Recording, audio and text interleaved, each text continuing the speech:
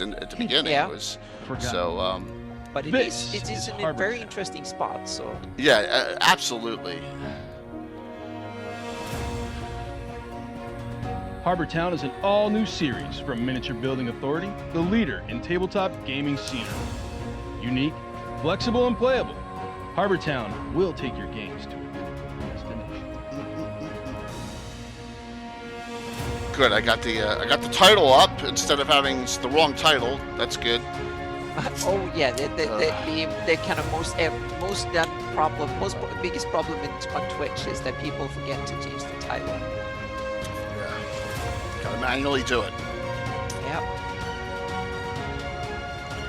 I think I get at least one email a week from someone who streamed.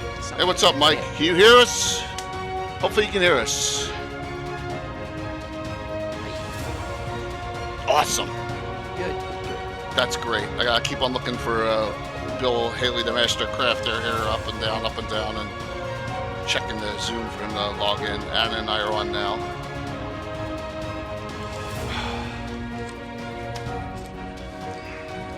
Man, I got stuff everywhere. Papers, books.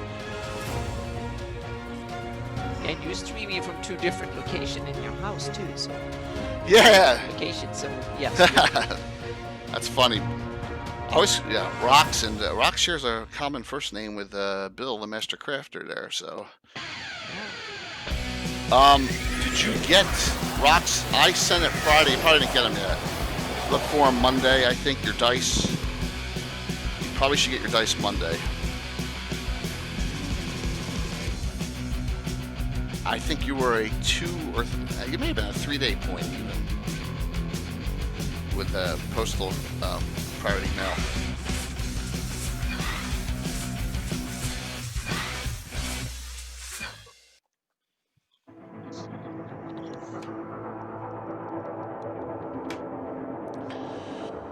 Whew. I'm gonna feel almost like barren next week, only having 2 streams, Wednesday and Thursday. Yeah, it's almost like vacation for you. Yeah, absolutely. We may go down the shore next weekend for a couple day trips. Yeah. What's your favorite spot? Atlantic City or around? South of that. Like I like going to. There's a town called Avalon. There's a town Sea Isle City. So yeah, but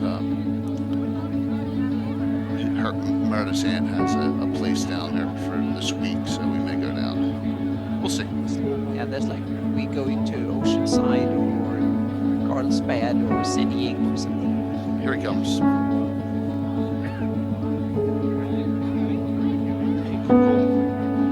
What's up? Connecting the audio. He's got a paintbrush in his mouth. That's scary. Yep.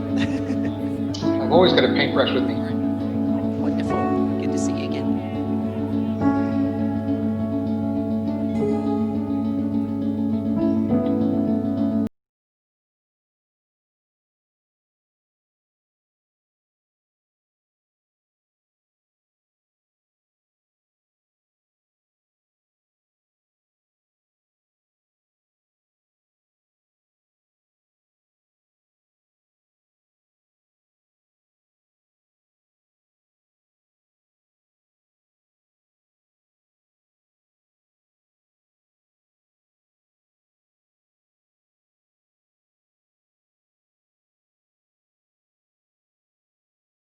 How long have you been in the States now? 10 plus years? 10 years, almost. Well, yeah, we got the house in April 2010, but I didn't move here. I moved here almost 10 years.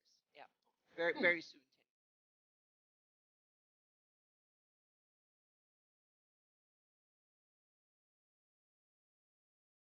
And you're in Southern California? Yep, between LA and San Diego, but not on the coast. We're like 20 miles inland, just east of the Santa Ana Mountains, east slopes of the coastal mountains. So that's where you get all your beautiful pictures. Yes. Yep. Yeah. The Southern California is so much. There's so much variety. You have from the coast, desert, a lot of mountains where there are forests and stuff up, and urban landscapes. So it's a huge variety. You have everything from alpine forests to deserts. You got mine. Oh, Halloween stuff already? Oh my gosh. So, Sean, Yeah, this is prepare this early. is Anna. She's the one who does all the really cool maps for JC. All the real fancy maps. Joining us all the way from California. Yep. That's my son, Sean. He's a member of our D&D kids group, our Greyhawk kids Awesome. I've heard about them. The next generation getting ready here. It's awesome. Sean the Slayer. Yeah. Yeah. That's so great that you're playing with the kids too. Is that a weekly game as well? No, it's every few months when our lives cross and we can make it work. Ah, Yeah. gotcha. Yeah. Usually a Saturday or Sunday morning. Weekends are rough come soccer season, so. Oh, that's true. Yeah. Plus, we don't stream it. No, that's perfectly understandable. Yeah. They should not have the pressure of performance. So anyone out there on early listening and watching, registration and event submission starts Wednesday. So we're getting there. It's close. I already got 8 events in tonight, as of tonight. Yeah, Mrs. Crafter would not be thrilled with me if Sean was on stream. No. Yeah, Mrs. Crafter would, yeah, no.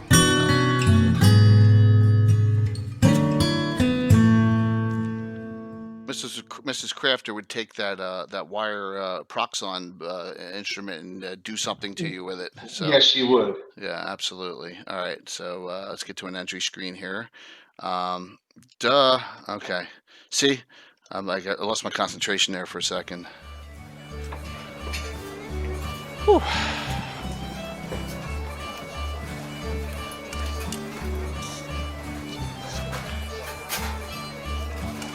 Narwell. Yep. Started out pretty well on Thursday. Hanging out at Lord Peakshaven, having a little drink here and discussing the Narwell and the Headhunters. What's up, DM? How you been, man? All good here.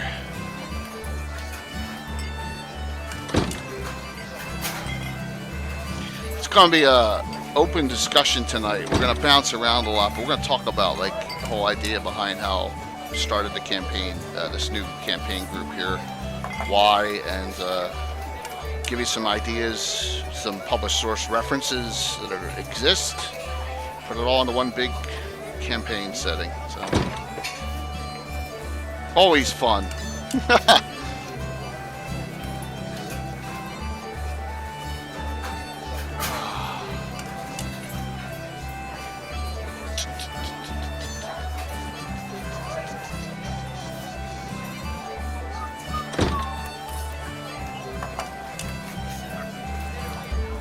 It's 1 minute before, so we always come on 1 minute early. So here we go. So good evening, everyone. Hello. I'm Jake, Lord Gazumba. I got Anna Meyer with us tonight, and I got Bill, the Master Crafter Haley, with us. The ever mysterious Tim will hop on when he is able. It probably won't be till near the end of the show, though. He had some family commitment. So good evening, everyone. So how are you guys? All everyone good here? Yeah? Yeah. Anna did me a huge favor, and we'll discuss it during the show today. I was like, oh my gosh, this afternoon, and helped me add some locations in last second. And yeah, we did another edit and update to your map. Yeah, and I really, really appreciated it. Hey, Will. So Will and I were on for about 45 minutes. Will got his first event submitted into Virtual Greyhawk Con about an hour ago. So that's in there and he'll be going on right after Anna goes on that Friday evening. So we're really booked up on the highlighted streams. It's great. Yeah. So I'm excited about all that. So tonight, all right. I always say this, and Bill's going to laugh. We're never doing first levels ever again. I say that every time after we do a new group of first levels, because it takes literally us, 9 months, Bill, to start? I mean, we kind of rushed this one. We kind of rushed this one. Well, we had a plan that we were going to do it. Yeah. And then it kind of got pushed off, say with the pandemic, and everyone's got a lot of stuff going on. It was going to get pushed off. And then it got pushed to the front. I had a lot of painting to get done in a very short amount of time. Yes. So yeah, we're here and we're ready to go. Absolutely. I brought back the J Cam, which I haven't used in like 25 episodes. Just easy for me to put up stuff here, especially with character sheets. Character sheets don't show really well in the scroller, so and we have them most in cardstock, so I have the other cam right here where, and if you notice, this is a shrink wrapped Friesidae Greyhawk, so I'm going to show that off early. One that we have there. So you laughing? Yeah, good. That's excellent. um, so why here? Why not? Why Narwell? The way our just start off from the beginning. The way our campaign goes is that our other groups. So this is our 20th adventuring group, but there's a lot of other miscellaneous players. Our groups start off, and then like in Greyhawk, and then some of them branch out into certain areas. So the group, the Iron Brigade, which is the highest level ranked group we have in Greyhawk, and has had characters who have adventured out here a lot. In fact, two of them now make this their main residence instead of Greyhawk. But now they're members of the Iron Brigade still, and if they get called back to service, they'll go on a moment's notice. But they live in Narwell now. So, Bill, why don't you explain that a little bit? How we pre-started it with Trevin and Brolin. I'll put their sheets up. Well, Trevin and Brolin are now well situated within Narwell. If those who aren't familiar with them, Trevin is my high priest of Tritherion, 12th who, no matter what he does, he's not going to exceed the levels of the high priest in Greyhawk City. So he decided to move on and do something else. Well, Narwell, being a frontier city, needed someone of his ilk to go there and be a high-ranking priest, as well as someone who believes in training, retribution, and getting things done. So it was a good place for him. And of course, his best buddy came along with him, Brolin, another specialty priest. Cool. They built their own. I guess he could be a temple of Tritherion there, the Summoner's Shield Hall, and he works quite well along with the Narwell Headhunters. So it's a fun place to get started, and it's a good place to start a new group because it's an area we've done adventuring, but not a lot of detailed adventuring. Yes, Blood. So that's a good question, and I'll get to that in a second. And the answer to that is yes. And I'm going to show you an example. So what we tend to do is, because the campaign's a living, breathing campaign, and this is how I've been trying to relay this over in a lot of the shows, is that you take one group, you build them up, you don't retire them. They kind of, if they're high level, you get to a point, and then maybe you add another one in, and they kind of, because they're they exist in the same campaign at the same time, you're kind of like intertwining the stories, because that's the way it happens with real people in real life. And so once we came out here and did, and the connection was made in Narwell, I'm thinking to myself, this is a perfect spot to start a new group. We've been talking about this for almost 10 years.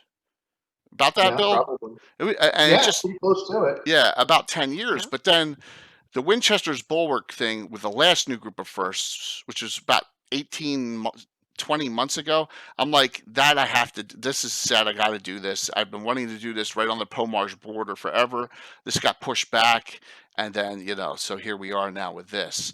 So Bloodwild's got a question here. I was curious if various PCs from different parties ever crossed paths. They did Thursday night. So here's the example. Trevin and Brolin are in the Iron Brigade right here, these two characters. There were also, if you watched the show when Anna played with the Living Greyhawk group, they were in the bar and were talking to Cannon Fodder that night, in these two characters, and they were telling them they were on the way out to Narwell. Okay, so that's a crossover there. Also, if you watched Thursday night and you saw them talking to Nana, the new duelist, that's this character sheet. She is in the group, the Grey Company, another adventuring group in Greyhawk City. Now, her older sister, named Allie, is the duelist in Greyhawk and the trainer who can train you get you pluses with weaponry. And if you ever read the duelist article, each city is only allowed to have one sword master, blade master. That's just a rule set in the article, so we follow that. So she has left the great company for now and has come out to Narwell and is actually in that building next door to Trevor and Brolin Shield Hall. So there you go. You got a new group of firsts. You got 4 adventuring parties that just really have interlinked. You got Cannon Fodder, you got the Iron Brigade, 2 characters. You got the Gray Company, 1 character, and then you got all the new group of characters who they're working for. So hopefully that, yeah, thanks. And that's how. Um, you like these? Well, see, I love cardstock, right? Cardstock is the way to go. The sheets last a lot longer, and they, you can erase stuff a little bit better, and that way, you get that corner fray, and then it rips off of your sheet like and, you're gonna rewrite the sheet anyway. So Anna, you said you were thinking about using this idea down the road. So Oh yeah, there will be a bunch of interesting ideas today. I'm sure, because Narwhal is in that area that you definitely need to go there sooner or later in your campaigns. And I've probably been around the town 10, 15, 20 times over the years, but I've never had the town as a kind of a feature in the campaign itself. It's been one stage point on the way somewhere, or a rest stop after adventure to heal up and get some R&R and re-gear and stuff like that, or a point where they start and sleep the night before they go on adventures and stuff. So in my latest campaign, I had a little bit of it was midway. I wanted to take a little break from Rel Devon, so we actually went to the whaling halls because of nice. the connection to the old connection between Mystrin and the Night Protectors and stuff. So then Narwhal was on its way back and forth, but it's been kind of an uninteresting place in my campaign, which it deserves more, I think. So it's time to upgrade Narwhal a bit. So what I was saying earlier is Anna really helped me out here, and I'm going to go to this. I had 3 maps. I have a Narwhal base right in the middle. I have a Narwhal North where I moved it up, and I have Narwhal South. So here's our current Narwhal map, and we'll be referring to these 3 maps tonight a lot. There's stuff that's added to there was a adventure that Bill and my group did before we were streaming, and it was 3 adventures in a row. It was of huge importance to the campaign. I completely forgot about the location, and so I had Anna was kind enough to add it this afternoon. That's called Forest Green Bastion. And you see that north of the town of Lorraine to the northeast of Narwhal. So we'll talk about that too. So once again, it's great to have a living, breathing map where you can refer to what's going on and you can make edits to it. And even if, like, we used to do it by pencil and paper and just write it down on a sketch. I mean, whatever you do, it's hey, it's okay to upkeep it, but that's another way to get the campaign breathing and growing as you add locations to it. So And if anybody who's on here who doesn't use Anna's Patreon, it's one of the best map investments you can make. Absolutely. Thank there you. you go. I linked it up. Yep. So it definitely absolutely is. So let's is this not scrolling? Yeah, it's scrolling. Okay. I thought it was. So I got a lot going on down at the bottom here, and Narwhal is it's larger than you would think, but it's a stockade wall. So let me go to this. I'm going to show you. We'll go over the discussion on here. Here it is. And you can see right smack dab in the northern middle is the Narwhal Headhunters headquarters. Very large. And then I have some handwritten notes on the top of where I'm placing these buildings up here. It's not possible for me to make it identical to what I have on my table, but I try to get it as close as possible. And so that is the area, that northern area, right to the east of the Baron's Wall, and that up there, and that's the area that's on my board. So we go back to. Oh, it's starting in the wrong spot. I was like, why is it starting there? That's what it is. I had it set to a start in the wrong point. There we go. Okay, let me go through these characters real quick. We'll talk about them shortly. There we go. So this is the map. And so the big building right in front of you is the Narwhal Headhunters headquarters. So kind of like the whole kind of adventure campaign is going to be based around this organization. And if you don't know about it, you want to have this, okay? All right. You want to get the From the Ashes set. get the PDF, but it's not in the Free City of Greyhawk box set. The Free City of Greyhawk box set only has information on the eastern gnarly forest. Now, there's some really great locations in it. We'll discuss one or two of them. But in order to really get into this area, you must have this reference. All right? There's a major amount of information within the second book. And the gnarly forest and the Narwell area starts roughly on page the Gnarly Forest Rangers start roughly on page 39 and then of this book, and then the really in-depth discussions keeps on going beyond that. And Narwell starts the picture of Narwell and the discussion on that's on page 52. So that is the main reference you're going to utilize. As far as yeah, cool, man, you gotta use that map. So absolutely, it's a treasure, and I utilize it all the time, definitely. So that's the area we're going to discuss, and so I have certain buildings within the city that are key points of interest that we've noted. Some of them are published source as well. So another published source, if you can find it, and I'm only going to use the locations, is this is a 3.5 update, Narwell Mysterious Places from Living Greyhawk. Now, I want to warn you, it's not cardstock, sorry. I want to warn you, just like everything else, sorry Casey if you're on, Living Greyhawk destroys Narwell again. They destroy something. Imagine that. So, this does not happen in our game. I don't have Living Greyhawk as published source canon or whatever in my campaign. My campaign predates Living Greyhawk by 20 years. So just note that they're going to talk about how it gets destroyed in this reference. Multiple times. Well, yeah. Oh Yeah, my gosh. They didn't destroy it in my campaign either, but they were up there. The Marsh forces were up there threatening Safeton and Narwell and stuff, but that's as far as they got, so to speak. So they didn't destroy it, but they were up there skirmishing and it's still going on. So I have some new interesting developments for my campaign. That's awesome. On that one that will be on the seminar for the virtual GaryCon. That'll be my ideas for future development of the Wild Coast. Will be one of the items that we'll talk about. That's going to be awesome. Cannot wait. Even though it's in October, well, I want to get through. I want to enjoy the summer, but we're going to have a blast. Another reference I found was wikigrayparticle.com has some interesting information here.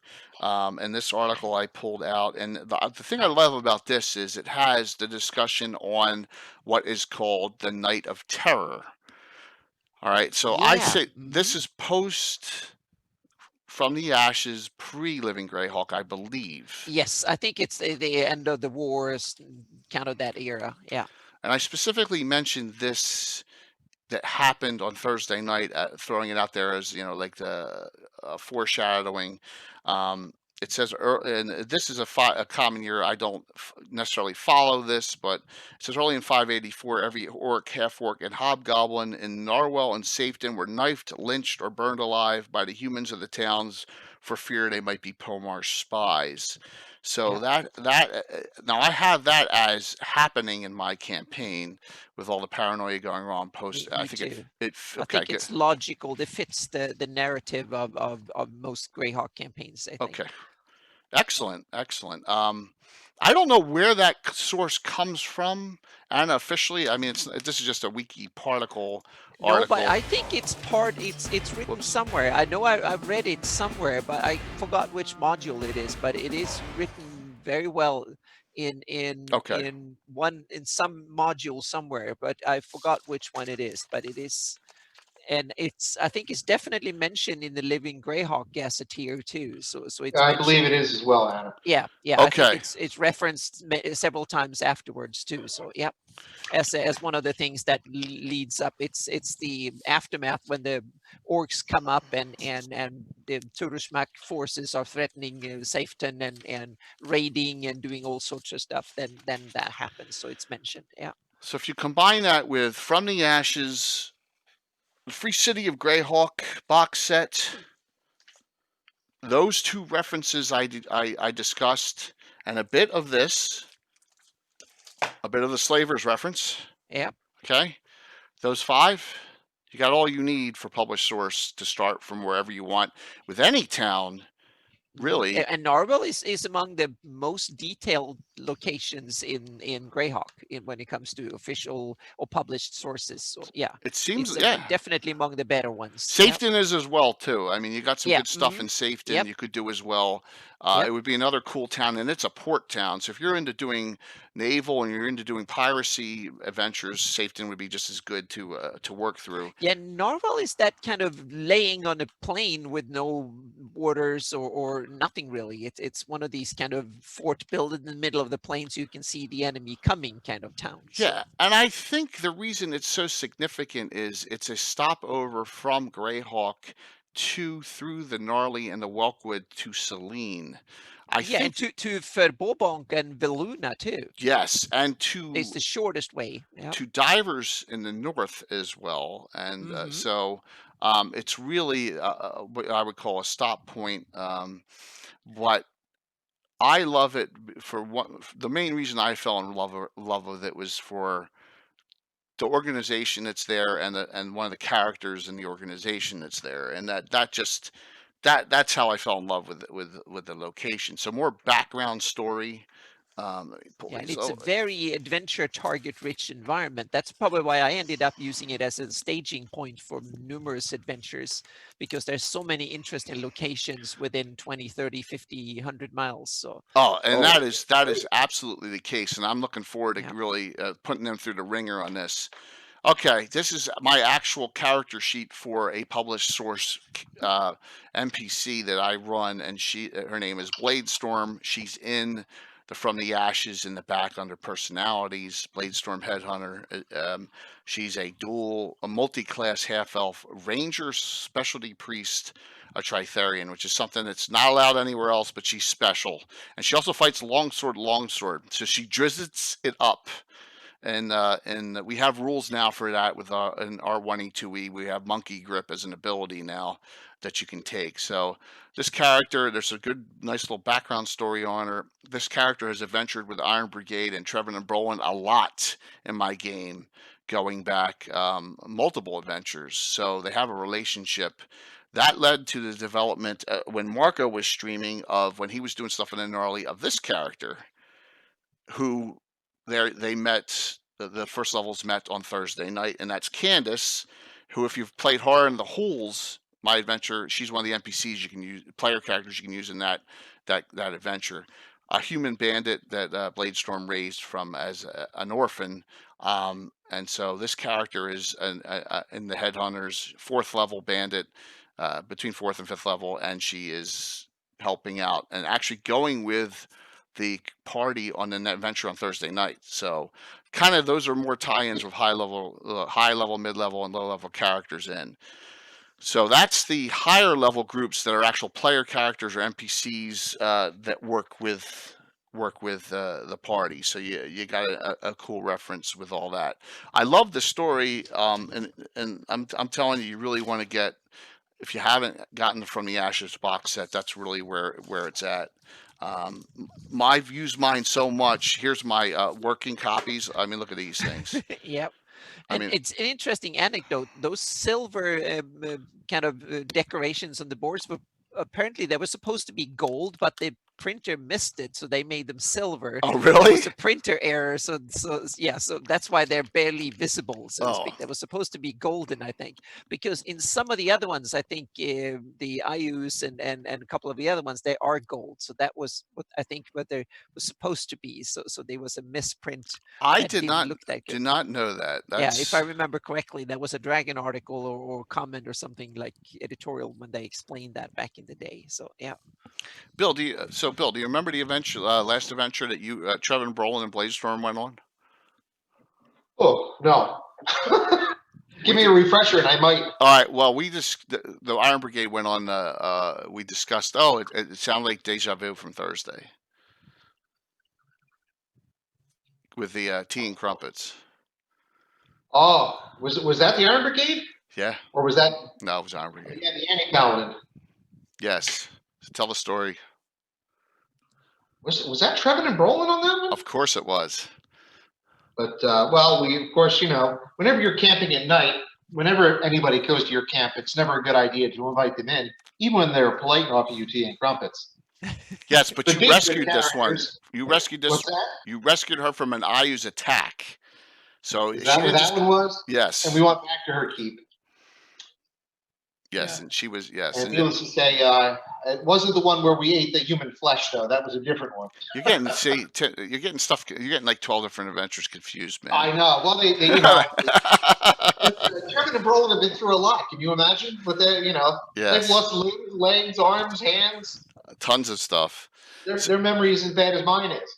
So it turns out she was a daughter of Lord Mastrine, and she was an anti-paladin. They ended up dealing with her. But now there was discussions, and we go to the inn and at the Sundered Spear. Now the Sundered Spear is an inn, and let me show you the picture here. Okay, you see that in the back.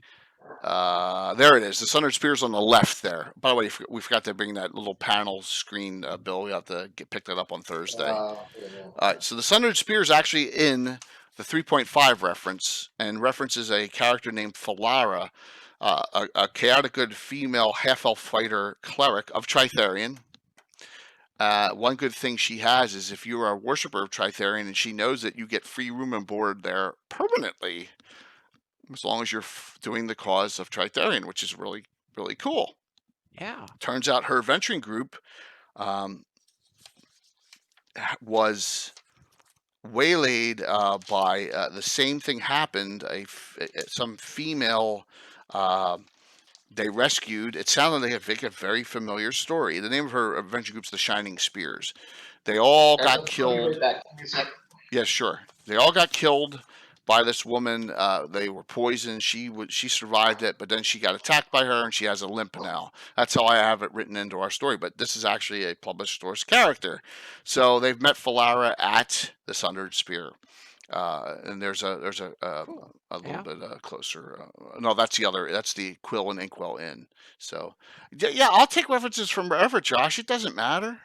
I'll take 5e references. It doesn't matter, man. I'll put it in, if it makes sense and I like it, I'll use it, man. And no one's going to tell me otherwise. Yeah, I think that's a great. Yeah, I do the same. So I use a lot of Living Greyhawk references, but I haven't followed most of what happened in the campaign. Didn't happen in my campaign, but a lot of the places and NPCs and stuff are still there. You have to utilize. I mean, that's the whole point in having references is to take it and run with it and great ideas, and sharing them and coming up with some really cool things that others can use. So when I find something, I see something that works, I'm going to run with it. So we only have like 6 or 7 locations within Narwell written up. I think I have 2 inns. So I have the Sundered Spear, I have the Quill and Inkwell Inn, I have Quetzal's Trading Emporium, they haven't been there yet, I have Kerador's Trading Post, which is also in this 3.5 article as well. So I have another published source one. I also have Pete and John's Teamster service there, which you guys used, and I have the new Duelist location, right? I have that's why you write stuff down. The Deep Strike Training Hall, and there's a couple churches, and other stuff gets developed as we move forward, because that's just the way. There's only one really good church, though. What's that? Summoner's Shield Hall, of course. Yeah, well, yes, and the Summoner's Shield Hall, which is Trevin and Brolin's location. So, we have to decide if that's the official church of Tritharion or not, because I put those 2 churches in the middle of town in that area. One's Tritharion, one's Alana, but I can change it.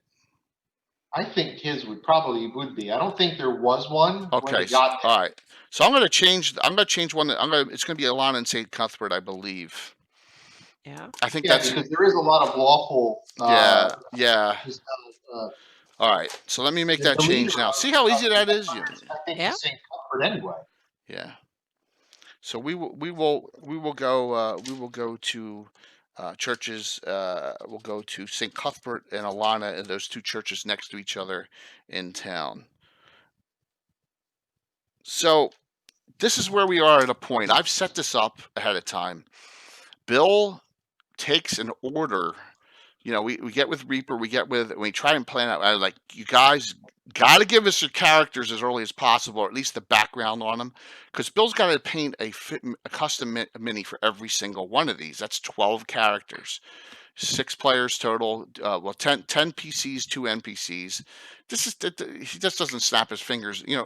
Painting takes a while, so it's sometimes like pulling teeth from these guys trying to get. Yeah. I mean, seriously. It takes forever, and so Yeah. Bill's like hustling, and probably finished painting 2 days before we were. I was still putting flock and flowers and stuff on the bases the day before. Yeah. Yeah. But most people who haven't run their campaign, they realize it's a lot of work to get a campaign done. And then when you have all the terrain and you have to present it look well to stream, that means that you double the work, so to speak. It's rewarding when it comes together too, and I really love so far the feel of this. And I'm going to skip through all these and go back to the beginning again. We'll talk about that location shortly. So here's 10 of the 12, because I had 2 of them that Bill had painted earlier. Here's 10 of the 12 figures. Now that is pretty impressive. They're customized. Yeah. That gnome up front had a lantern in its hand. Now it has an axe, a pickaxe, right? So you even He had a lantern on his back that I just changed over. So I took the lantern out and made it a warhammer. Yeah. So they matched the character sheets better than they did originally? Or? Oh yes. Wow. Yeah, I tried to. Yeah. The only other really modified figure in there is the girl in red. She had a dagger in her hand, and I changed it out to a longsword or rapier or some longer bladed weapon. Yeah. Cool. Yeah. So he really goes to town on doing. Let me go back to that again here if I can. On this group here of characters. So you have. Let me make this manual, because we're going to discuss. And like I said, guys, if you have any questions, please feel free to ask them, like Bloodwild did, at any time, and because this is an open discussion. I want you guys to benefit as much as us talking about this, and maybe it'll give you some ideas on how. Yeah, say you want to start something in Verbalbank, you want to start something in the middle of Firiundi or the Great Kingdom. Some you guys got to do it step by step. Another notebook. All my locations written down in here, all my notes, always adding to reference on PCs and NPC references in here. So I have it at a quick notice. Yeah, well, Josh, you're never shy. So, yeah. Look, if it wasn't for Josh, we wouldn't have TTE up and running. So think about that.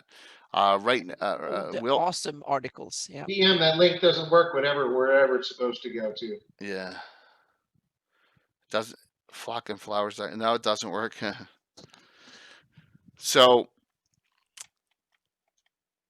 I lost my. See, Josh always makes me lose my train of thought, isn't it? It's amazing. Yeah, but he does so many cool things that you kind of dive into, and then you get lost for a bit. Absolutely. Yeah. It's probably Josh kind of make me waste is the wrong word, but spend at least 2-3 hours a week reading all his awesome blog posts. So you should definitely go there. Oh, cool. Yeah. Awesome. At Greyhawk Musings? No, that's David Leonard. Oh, sorry. This is Josh Pop. Yeah, Josh Pop. Sorry. Yeah. Josh, you had misunderstood. Wrong person. But you're doing all the cool stuff for our con. Yeah. Oh yeah, gosh, yeah. Josh and Phantom, and we got Balfrin in there. We got Dwarf in there. So thank you all. All right. So we have the group here, and you get yourself confused with people too. We're gonna go over the characters here a little bit. So what I ask of my players is the following: I want characters that are realistic's a tough word in fantasy setting. Realistic for our campaign. It's been it's been 40 years for some of you. You know what I don't like and what I do like, and what you can get away with, right? So I had to nerf a couple of these. I did, because they try and get away with stuff that really irk me, right? Because they try, and then so Tim came about it, and Tim's not on yet to defend himself. Tim came on a little different way. He asked this time. He said, "Can I play a barbarian cleric?" And I said, "Okay, why not?" I have said no for 40 years to you. I'm going to say yes finally. So, um, you love halfling spellcasters? Yes. No, I don't. So I love halfling clerics, but all right. So here's the group. Druids. Yes. Here's the group, and look, I have all the sheets here. I'm gonna pull them out one at a time, and only, of course, I go to the one that is not a card on card stock. Aristade. This is Walt's Fighter Maester. Bill, will you explain a Maester because you made up the class? Well, Maester, I stole the name, of course, from Game of Thrones. That's okay. But Maester is essentially a player character sage with a few more perks. I mean, they can learn other skills. They have some healing skills. They can learn alchemy. They can learn to use different spellcasters' scrolls, be able to unleash the magic contained within the scrolls. But there are, of course, limitations and stuff for it. If you get a 20th level scroll and it's a 5th level maester, well, it only works at 5th level. Yeah. So it's a limiting thing. They're not magic users or druids or clerics. That's the So yeah, but character it's class I essentially a miss. playable sage. Yeah, I missed that character class so much that in Pathfinder they had various versions of similar, I called them investigators and various things that. But I want to have a character option for players who wants to have something knowledge heavy and skills heavy and Plus, they have stuff art like that. too. They have art skills. Every other art, and it's an open class where if someone comes up, we have it broken down into role-playing skills and adventuring skills. Every other level. Yeah. So if someone can come up with a legitimate skill they want to add, we'll add it. Yeah. There's no reason not to. It's there for it's there to be developed. Yeah. So the idea behind this character is really cool and fits in with the Maester. He's from Dumadon, where the seer, the blind seer, is the dwarven seer. Well, he hasn't 100% revealed to me whether he's a son or a nephew or whatever, but he's got milky white eyes, and he doesn't have great eyesight, but he took blind fighting at first level as an ability that we have. So that was kind of cool. That's a kind of a burnt early on burning of one of his proficiencies. He's a maester because he's into research and he's into the studying of ancient dwarven weapons. Well, he's heard about Varnafane, and if you all looked at my Earth Journal article about the dwarven axes of Varnafane, 4 have been recovered. Brolin has one of the 4, so he's really excited. He came here because he wants to go into Varnafane itself, look for them, and then go from there. So a future adventure will be going back into Varnafane, which is cool. So I get to which is a really neat thing. So, but he, of course, fights with battle axe. He wants one of the 2 final axes that's missing from that ancient horde. So it's a cool story. So that's that, and he's a fighter. Multi-class fighters can't specialize in my game. It's a huge detriment to the character, but he did have the character with over 18/50 strength, and I nerfed that down to 1850. I had to. I don't want these characters running around at first level killing stuff on one shots. That comes to character number 2, right here, and this is Alan's character, Aronia Wildflower. I'm not going to go into her backgrounds, other than I know most of the background, so don't ruin it. Yes, she appears to be human female. Except for a snaggletooth. Yes, fighting with. What's up, sir? A human female fighting with 2-handed sword. I had to nerf her strength down to 18/50 as well.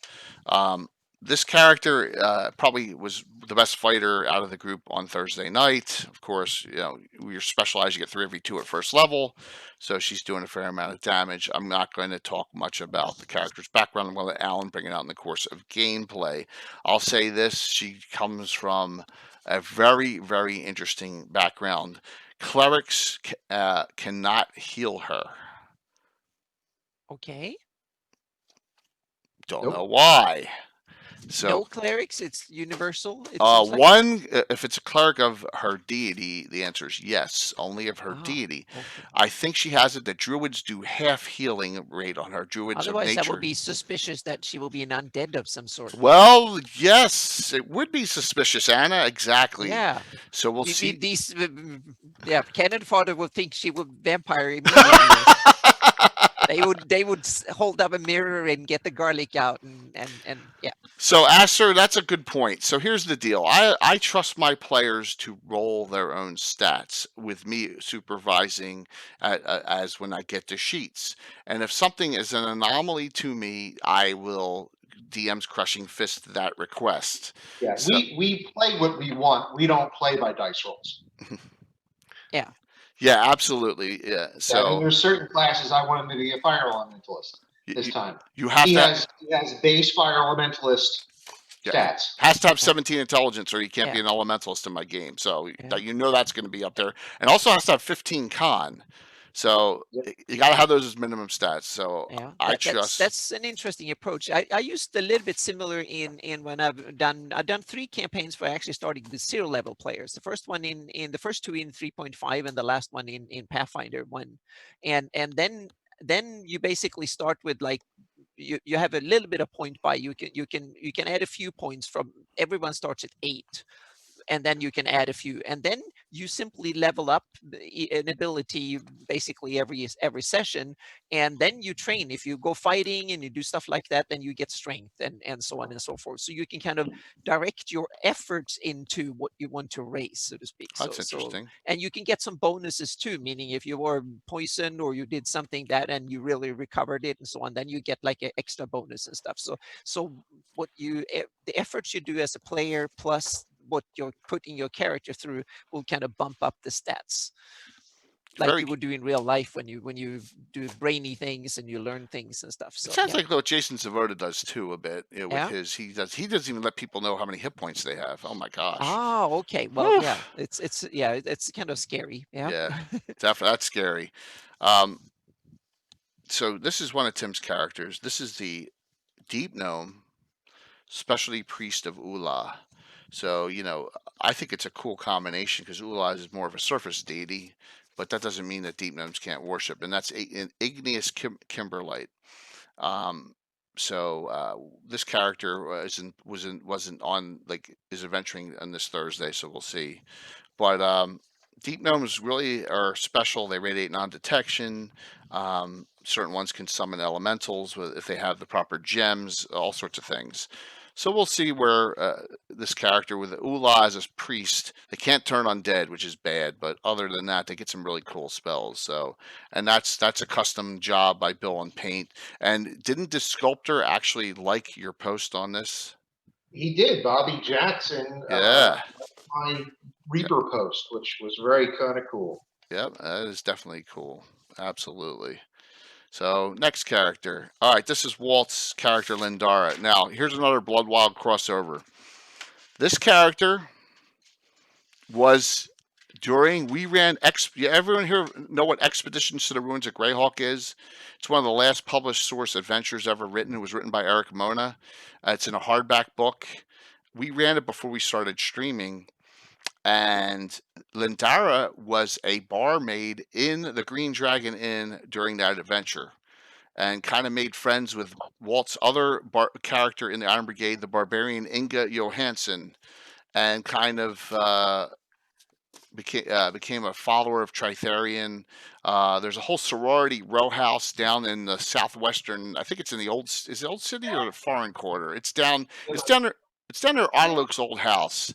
So, but she got kind of irritated with Inga and left and went out on her own and made it to Narwell. And so this character that's another tie-in from a previous adventure. So yeah, Wu-Tang, I agree. I love Ula. This is our second Ula specialty priest. If you're interested in the abilities and stats on how I do Ula, I would be more than happy to share them with you. It's 1E2. I have a completely custom spell list with custom abilities. I pulled them from references, but I've kind of tailored it a little bit. So I kind of like this character Lindara. She's a fighter and she's a good singer. She wants to be a first edition bard. That's how we do it: fighter, then thief, then bard. So that's her goal. So she's a straight first level fighter now. All right. That's a custom do by Bill too. He had to completely repaint and recustomize that one. I love this figure. This is one of my NPCs. All right. So here we go. Laura Lee, Whisperwood of Clan Meldorin. All right, here we're gonna go to a map first, and let me make sure that it comes back to this point. Let me point it here. Laura Lee preview update, so it'll come back there. All right, Clan Meldorin. Anna, what do you know about the Sylvan Elven clans of the Gnarly Forest? Not much. I've used them just as kind of a little bit of backdrop when the characters have been traveling in the area and adventuring in the area and they needed help. And sometimes I use them more as a nuisance. They kind of when they're walking through, like they come some elves and ask like, "What the hell are you doing here? This is our land," and been kind of poking around a bit and coming at night, scaring them and by asking questions and stuff. So I haven't used them much, but I think now I'm more keen on developing. I've thought a lot about elves the last couple of years, so I'm willing to I'm going to upgrade their presence, so to speak, for some future campaigns in the area. Definitely. All right, I'm trying to find the reference here. Of course, I thought I had it all orderly. If you go to the From the Ashes and go under the Gnarly Forest. Okay, here you go, page 40. All right. Real quick, in the Gnarly as a whole, there are some 7,500 Sylvan Elves, although only 1,000 live in the area shown on the campaign map. Well, that's sorry, we got the whole map here. Another 1,500 in the Welkwood. There are clans, and Anna has like you can see the clan shields on here. Yeah, they There's were taken from the Ashes. I think there's yeah. one of these extra sheets that comes with it. Had the heraldry for a bunch of things, including the elves from the Gnarly.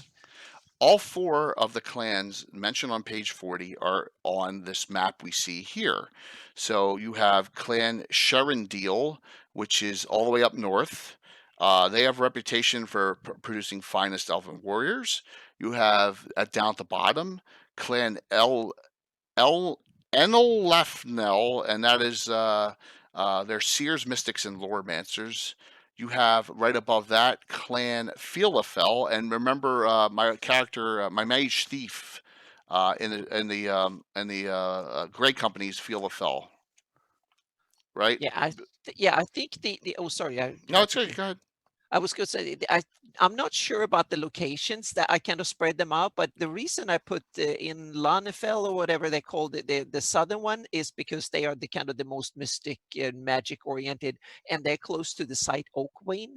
That is kind of Yeah, that I thought that tied makes into the sense. theme of that area more. That's why I put it there.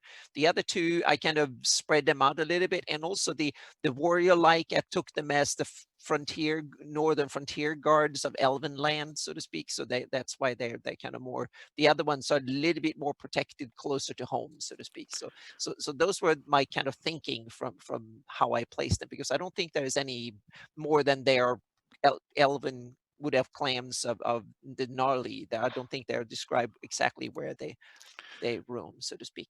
So you have Philafel is produces great wizards, and then Meldorin, which Laura Lee Whisperwood belongs to, renowned for their bowmanship, and in many ways are the most completely adapted to their life and home.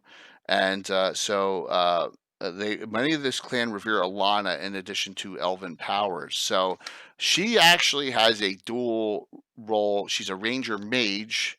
She actually has Alana as her main deity, and then Tritherion as a secondary. But because her clan reveres Alana, so why she's here, I haven't really gone into detail on it, but she has come for a certain reason to Narwell. So that paint job's unbelievable. Now, Yeah.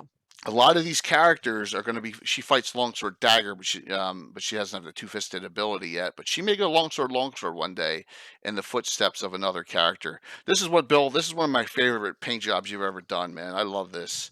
So this is another. This is Bill's other character. I'm trying to. Here we go. This is Medwim the Marked fire elementalists. All right, Bill, tell us about them. Well, Medwin grew up not far from Mistrain's property, and his father was a smith, and he produced weapons and gear for Mistrain's men. Problem is, while young Medwin was growing up, weapons started breaking frequently, and they were overheated. They couldn't figure out why. Well, it turned out he would be in the forge at night messing around, not realizing that he was fire imbued, was overheating metal when he was playing with it. Ah. So that's the weapons fun. were breaking. Well, Mistrain realized that after punishing the father for, a ton of broken items, that he could use his son's skill and send him off to Greyhawk for training.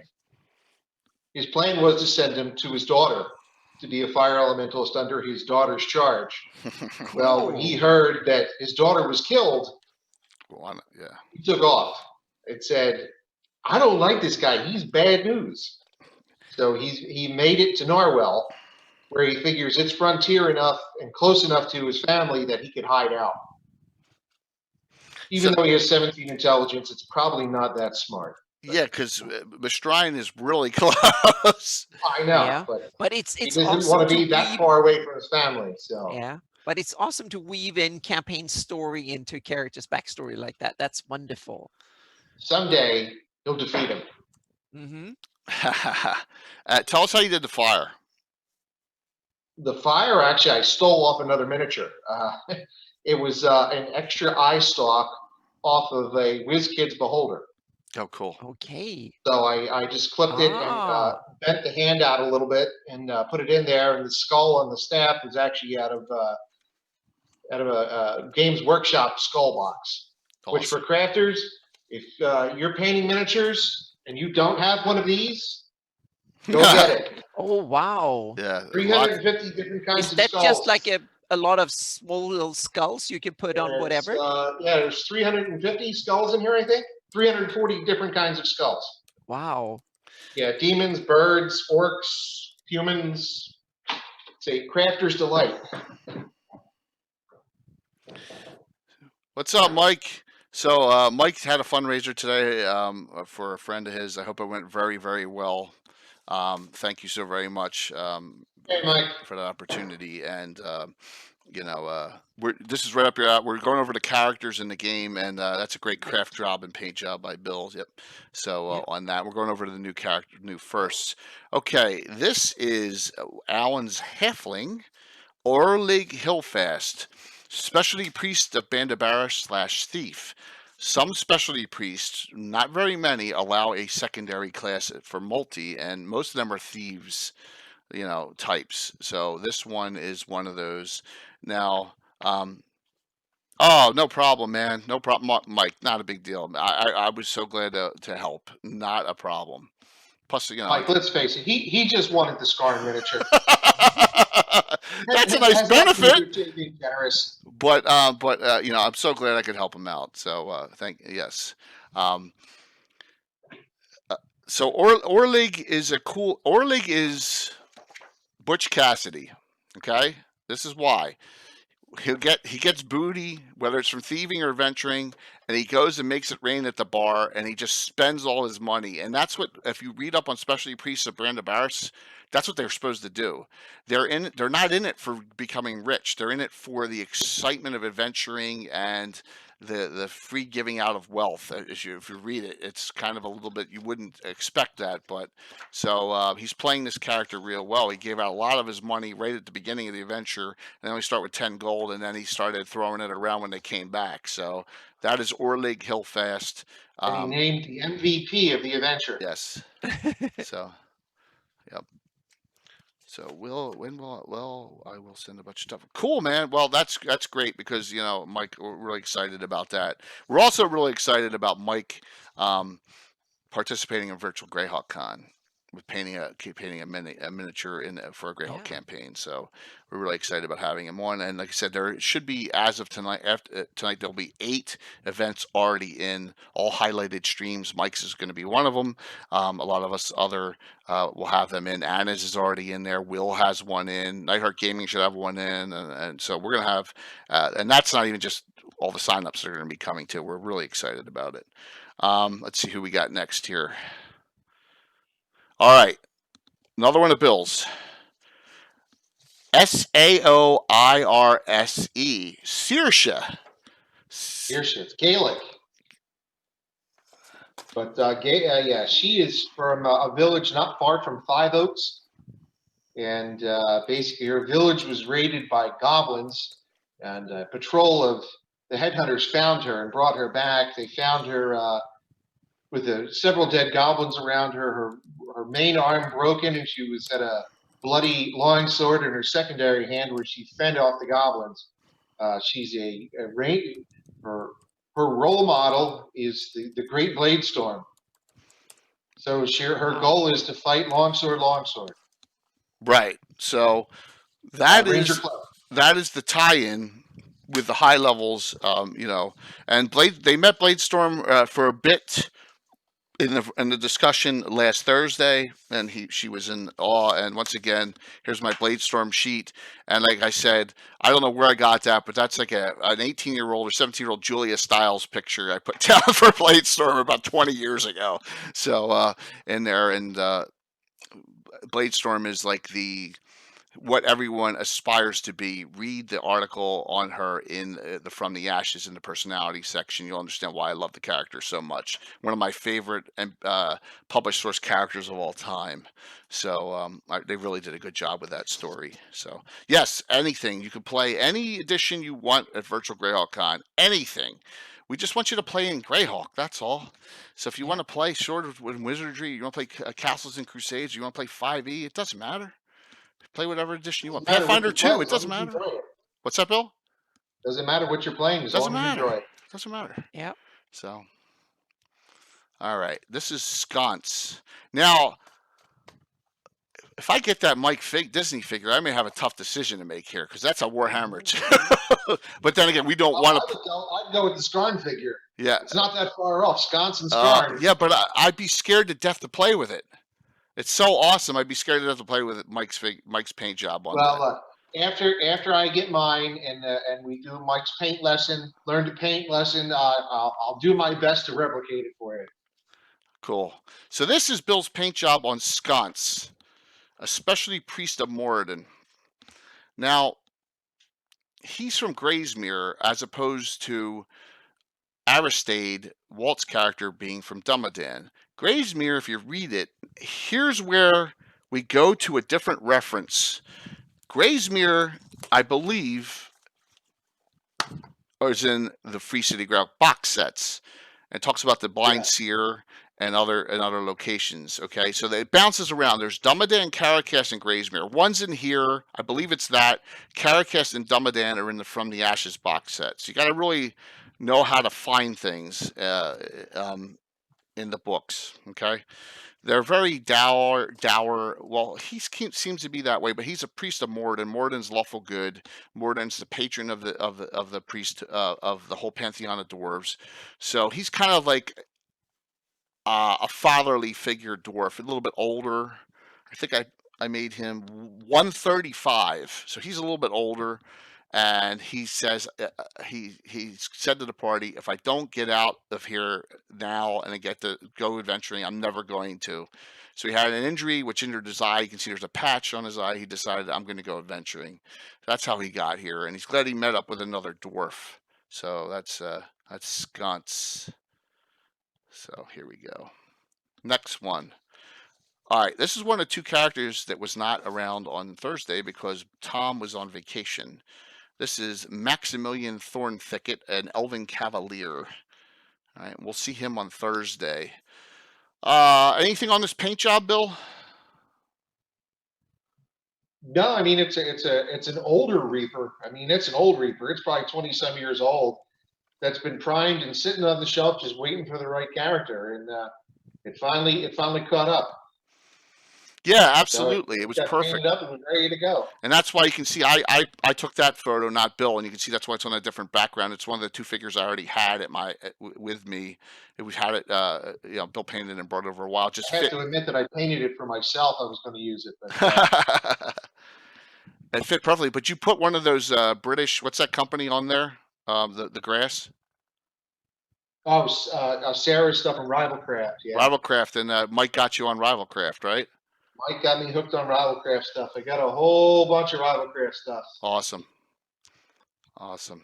So another company we should own stock Bundles in. of Oh my bundles gosh! of Rivalcraft stuff. Nice. Wow. Hey, he needs it for terrain, man. That is awesome. Definitely cool. So far it's the nicest stuff I've seen on the market. Just my opinion so far. This character is from House Springus, which Anna's put on her map in Selene. It's a lesser house of Selene. A lot of Tom's characters come from House Springus. This is a gray elf who's come over. Once again, the Selene Forest Night's Watch only has 12 members because of their charter. He can never become one unless there's something catastrophic happening. So he's going out in the zone, out of Selene, to become an adventurer. Instead of going the Order of Ulick route, he's gone. He wants to go the Headhunter route, so he is headed to Narwell, which is cool. All right, 2 more to go. Another one of Tom's characters, Shadow Mage Thief. This is one of the few rare instances we allow humans to multi-class because the Shadow Mage class is meant to enhance the stealth classes. All right, and Matt Shoutlane is his name. That is an anagram of Tom's real name, which I think is kind of funny. He is a human, and we will see a little bit more about him. He's kind of an underhanded type of character. But Shadow Mages are a fairly new. I made them as their own custom spellcasting class. About 10 years ago, Bill, roughly, maybe a little bit before that, 10 to 12 years ago, and we're working on that. So that's Matt Shoutlane, and then last but not least, I saved the best for last. Zafnath Panea. That is good old Tim, the ever mysterious Tim's barbarian cleric, which I have said no. That miniature I just added to the base and added the axe in its secondary hand. Tim painted that when he was in college, so that miniature is 33, 34 years old. What brand is it? It's a very old grenadier. It's a grenadier, man. It's an old grenadier, and so yeah, it's pretty ancient. So the barbarian cleric, if you don't know about it, there's an article in the Dragon magazine, and they're pretty powerful. So they can get all base cleric, all base druid spells, some mage spells. They get to fight their spirit enemies. It's pretty neat. Their experience tables are terrible. So when most characters are going on to becoming 4th level, they're only becoming 2nd. That's the way it is with barbarians. So something to consider. Tim, when he runs his game as well for Virtual Grail Cons, doing a barbarian only campaign adventure, and it's going to have one barbarian cleric in it, and the rest are barbarians. So those are the 12. Let me get this thing re-scrolling again. I asked the players to come up with ideas, something new and unique to themselves, and they do a pretty good job on it. I only had to nix a couple stats, and that's gonna be who's. I'm sorry, Josh. I don't know who Sigurd is. Am I making myself a joke? So I don't know. It doesn't mix my stats, or I stop painting. Yeah, sometimes you have to do things. All right, so we have 12 characters in Narwell. I split the party early on to make it manageable. So 6 characters went on an adventure Thursday. The other 6 go on an adventure this Thursday. I do that early on just to mix things up a little bit. Oh, by the way, I changed the adventure name for next week because I don't want people busting my balls about it all day long. So just so you're all aware, adventure number 883 is simply called, that's the wrong one. See, that's the one you're all going to make fun of me at. Bridge on the Stream Quay. That is no longer. It's called Welcome to Narwhal Part 2 now. So I don't have to hear all that ball busting. But that's okay. I guess I deserved it. I tried to do a little pun. And great D&D Greyhawk book series lived in the north of Rotic. No, I'm not a Josh, I'm not an Eastern map guy. Anna, did you ever hear of that name? Sagard? Never heard of that. Sagard. I did not. Sagard. Oh yeah, I think it's one of these alternate Earths. Hang on a second. I think I have a book from it. It was one of these that I think. Sagard the Barbarian, huh? Yes. Yeah, I have to check that one. I'm sorry. Like I said, I'm limited in scope mentally. A lot of ways. I need to learn stuff. Don't we all? Don't we all? Absolutely. Tim's game will take place in the Rovers of the Barrens, and it'll take place Saturday morning at 9 a.m. And Carlos Lysing, who never plays in games, will be playing in it. So it's going to be, hopefully it'll be a huge audience watching that. So Lords of the Blue Dragon just put it up. Thank you so very much for that link. The Second Barbarian, a series of 4 Hero Challenge game books. Got it. Okay, cool. Game writer designer, the 4-book star, the eponymous hero, Sagard the Barbarian. I honestly never read them.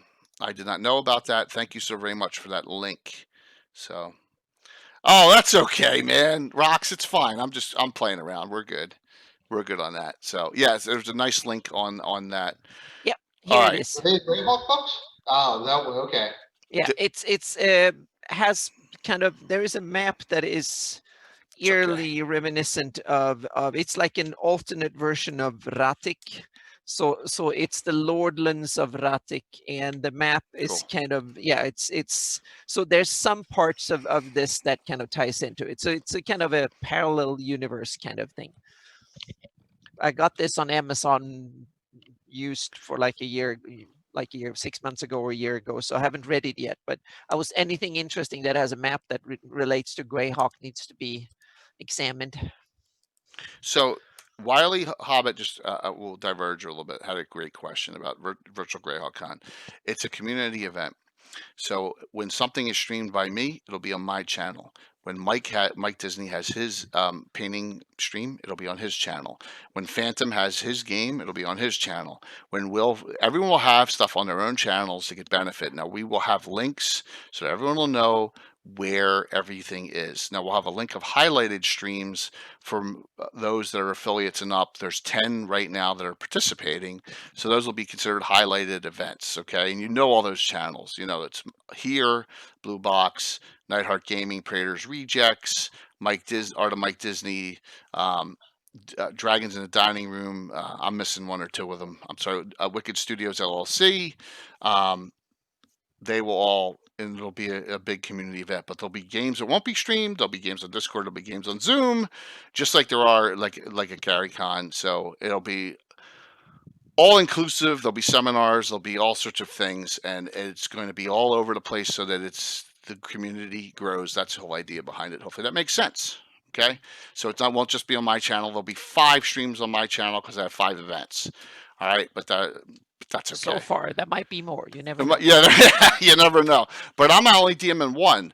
The Ever Mysterious Tim is DMing 1. Brian Sublime is DMing 1, right? So that I'm only DMing 1 game the entire con, and then Anna's seminar is on, and then I have the Gabbin wrap-up show, and so there you go. So that's it. So yeah, okay, cool. It might it's have bigger than 1 channel or something. We'll see. It's bigger than 1. Yeah, we don't want to have it on 1 channel. 1 channel makes no sense because we want everyone to participate. So I think it makes total sense to get that way. More and more channels want to do it, and so there's going to be 5e games. Trust me, there's going to be 5e games. No problem, Stolak. Absolutely. Definitely be a 5e game Sunday. Yeah. There's going to be a lot of 5e games, guaranteed. All right. Narwell is cool. It's got a lot of potential, and I have made it so that I can go almost anywhere with the direction of this group, depending on what they want to do. They can join the Headhunters. They don't have to. They can go out and figure out what's going on with all these bandits running around here. They can fight humanoids. They can go explore. There's all different sorts of things to do in this location. So let's just take a look one more time. Hunt elves. I don't think that's a good idea. Elves in the party. So we have the town, and this is going to stay up on the board for about a month. The whole town is there. I want to give thanks. Most of this that you see in front of us on that picture below me is all Bill's stuff, all his crafts. The only exceptions are there is some miniature building authority mixed in, and you notice by the scale you can probably see which ones they are. And there's the Reaper fence from the around the graveyard. So if you look at this picture, most of that stuff in the triangle area is miniature building authority. But the inn you see in the distance, some of the larger buildings, that's all Bill's crafts, guys. So give him the trees, all that stuff. So you got to a lot of hard work over the years to get this all done. The underlays are a new company I've used. It's called War Game Studios. All right, they do not. I'm not a partner sponsor with them. It's a Russian company. Warzone Studios. These are two double-sided neoprene mats, and you can get them on Amazon. They're beautiful. I've been using them for the desert and the rocky areas I've had. And on this is meadow on one side, and this what's they call Zolotograd, which I imagine is Stalingrad just renamed. And then you can build your city onto the map, and that's what I kind of did. Volgograd. Yeah, that used to be Stalingrad. Yeah. So so that is really cool the way that mat works with, and so I don't have to worry about the roads. So just wanted to show you that, and yeah, Lord of the Blue Dragons. I think Bill will appreciate that compliment. So What's that? I was sorry. he just said, "Awesome work, Bill." You know. Oh, thank you. Yeah. It really gives us a flavor. We use these buildings in Narwell last time we played here, probably about when I first moved into the house here in 2013. So it's been like 6-7 years. Some of these we've been waiting for this campaign to move forward. So I had to reuse these buildings definitely for that. So in front of you here, you see what's called. Go ahead. What is Trevin Shield Hall of Heroes? Summoner's Shield Hall. Summoner's Shield Hall. This is Trevin's building. He's going to be doing hiring out of here. It's also where the Church of Tritharion is. So this is a player character and an NPC high level that have come to help out low level characters, and that is this location here. That's a custom build by Bill as well. Inside this picture is in the inside of the Narwell Headhunters. There's some training going on in here. You can't. It's not a good blow up, but Bladestorm and Candace are in there along with some other members doing some training. This is and you can see I have that meadow mat underneath that, which flips over to the city mat, so I could double it up if I needed. So that's all the buildings and the walls. That's all Bill's crafts as well. So as we get that built up there, and then this is. We don't have a figure for Candace, do we? I'm using the archer figure from the one of Mark's that was reincarnated as something else, Alyssa or whatever her name was. Allison. Not that I'm looking for more to paint, but yeah, we may need to get one. This is all Bill's crafts. Bill's gonna the sunken area of the cemetery is very tacky, so we got to be careful with figures in it. Yeah, I'll bring some glue to take care of that this week. And you see also here the fencing is all Reaper.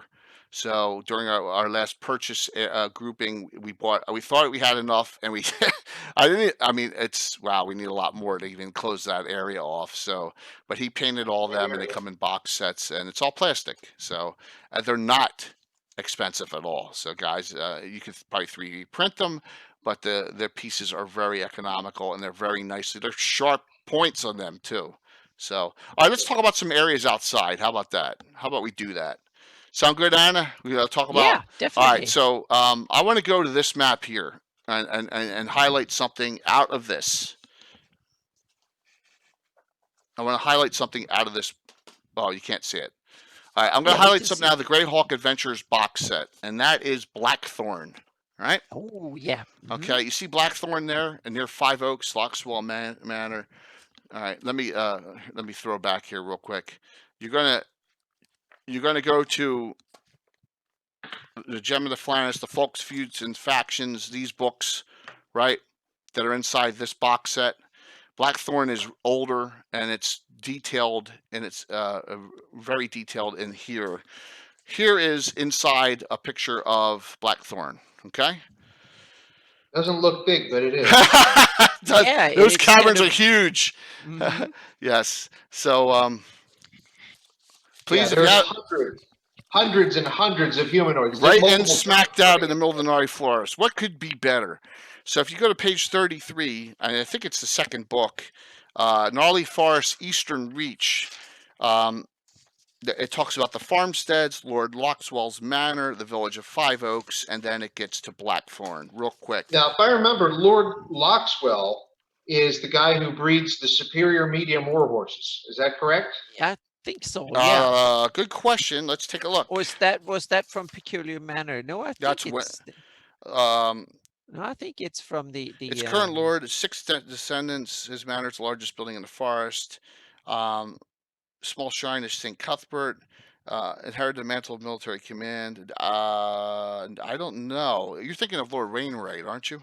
Is that who I'm thinking of? Yeah, Okay. that's Wainwright outside the Yeah. city. Yeah. Mm-hmm. Yeah, he's more. This guy's more of a ranger. He's a 12th level ranger, Lord Loxwell. Now it's that guy. Okay. Yeah, I'm on the wrong map here. Whoops. All right. So yeah, that's okay. Too many maps. Too many people. Thanks, Mike. That's a great compliment. He'd be in the stream. I would hope so. Thank you. We're trying to really get into depth in our into our new campaign of first level Yeah, characters in Narwell. I really appreciate that. Yeah. Thank you so much. Yeah, Yeah. absolutely.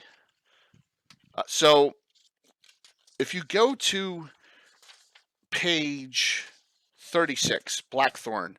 Blackthorn is the closely guarded secret of Narwood, the lair of orcs and ogres concealed not far from the very edge of the forest itself. Let me hop back real quick. There we go. You see Blackthorn between Tricaster and Five Oaks, south of Loxwell Manor. Any orcs, ogres, or gnolls encountered in this portion have emerged from the tunneled entrance of Blackthorn. So this is a fantastic. I would suggest you do not wipe this area out. Okay, I wouldn't make a mission to go in and wipe the Blackthorn out of humanoids. Let it fester because it's really Yeah. secretive. Use it as a place where raids come from out of nowhere. You know what I mean? It's one of those locations I don't want them ever to really find it. I want it to be used as for years as a thorn in the side. What do you think about that, Anna? Yeah, I think it's a great idea. You should and since I envisioned it like limestone caves that were formed by water long time ago, so they're natural caves, so they're kind of really difficult to find, and there are probably multiple entrances in and out and stuff. So they can sneak in and out. So even if you're in some of the caves, kind of initial caves, they might still hide somewhere else. So they're going stealthy and going raiding rather than building a big fortress and announcing their presence, so to speak. So they're smarter than the regular humanoid tribe, I think. Better at hiding and stealth because there's so many others, both elves and humans living around. So they have to be more low key and go on raiding occasionally. That's a great question, DM. Why he hasn't noticed it since he's not that far? That area of the gnarly is very thick. Well, the devil you know is better than the devil you don't know, so That's it might true. be something like that. Like Mustrin is another good example of that they can coexist, so to speak. So You might be doing contain rather than conquer. Yeah. Better to just keep them there than to. Yep. And Lord Loxwell's Manor, think about this. If he has a troop of 5 adventurers and 6 high-level adventurers, how do you kill 500 humanoids with 6 people? Exactly, you don't do that. And the same way the humanoids, if they want to take the keep, they have to lay siege to it. And within a day or so, there will be hundreds of troops coming from Greyhawk or Hardby or somewhere around. So that, and the area around, not too far from Loxwell is very well patrolled. So it's kind of a It's a good question. I look at it this way. You can't just go in and kill. I mean, it sounds good. It just,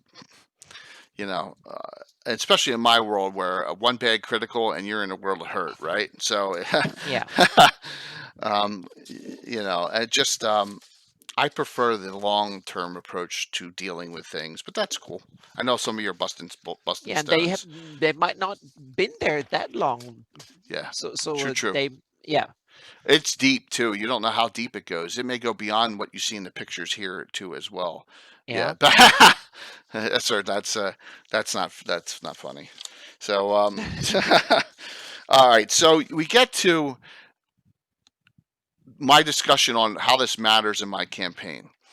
Before we were streaming, this is adventure number 817. We did an adventure called, and I got the notes here somewhere. Discovery at Forest Green Bastion. It was a 3-part series I did pre-stream in era. So we're going back over 2 years ago. All right, you know what? I know it's here somewhere, but I'm just going to do this from memory. So there you go. I got it from memory. So we go to this starting here, and this is, you'll see, guys, this is pre-underlays. Here it is. This is like half the size of Winchester's bulwark. I thought I was hot stuff when I made this up, and I did all stuff at angles and all. And, I was like, "Oh, guys, look what I made!" So we did a series of. Figure out how to build it again at some point. Yes, I found the notes. We did a series of 3 adventures with 2 different adventuring parties. So what happened in this? This is how Narwhal ties in.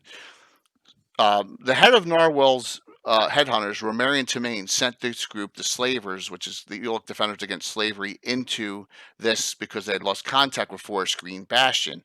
They went in. I just removed that piece so you could see them going in.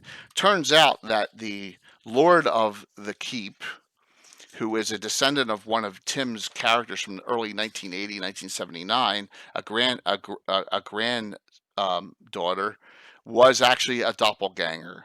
And there was 2 headhunters captured here, and they were going to execute them for some trivial thing they did, and it turned into a huge brawl.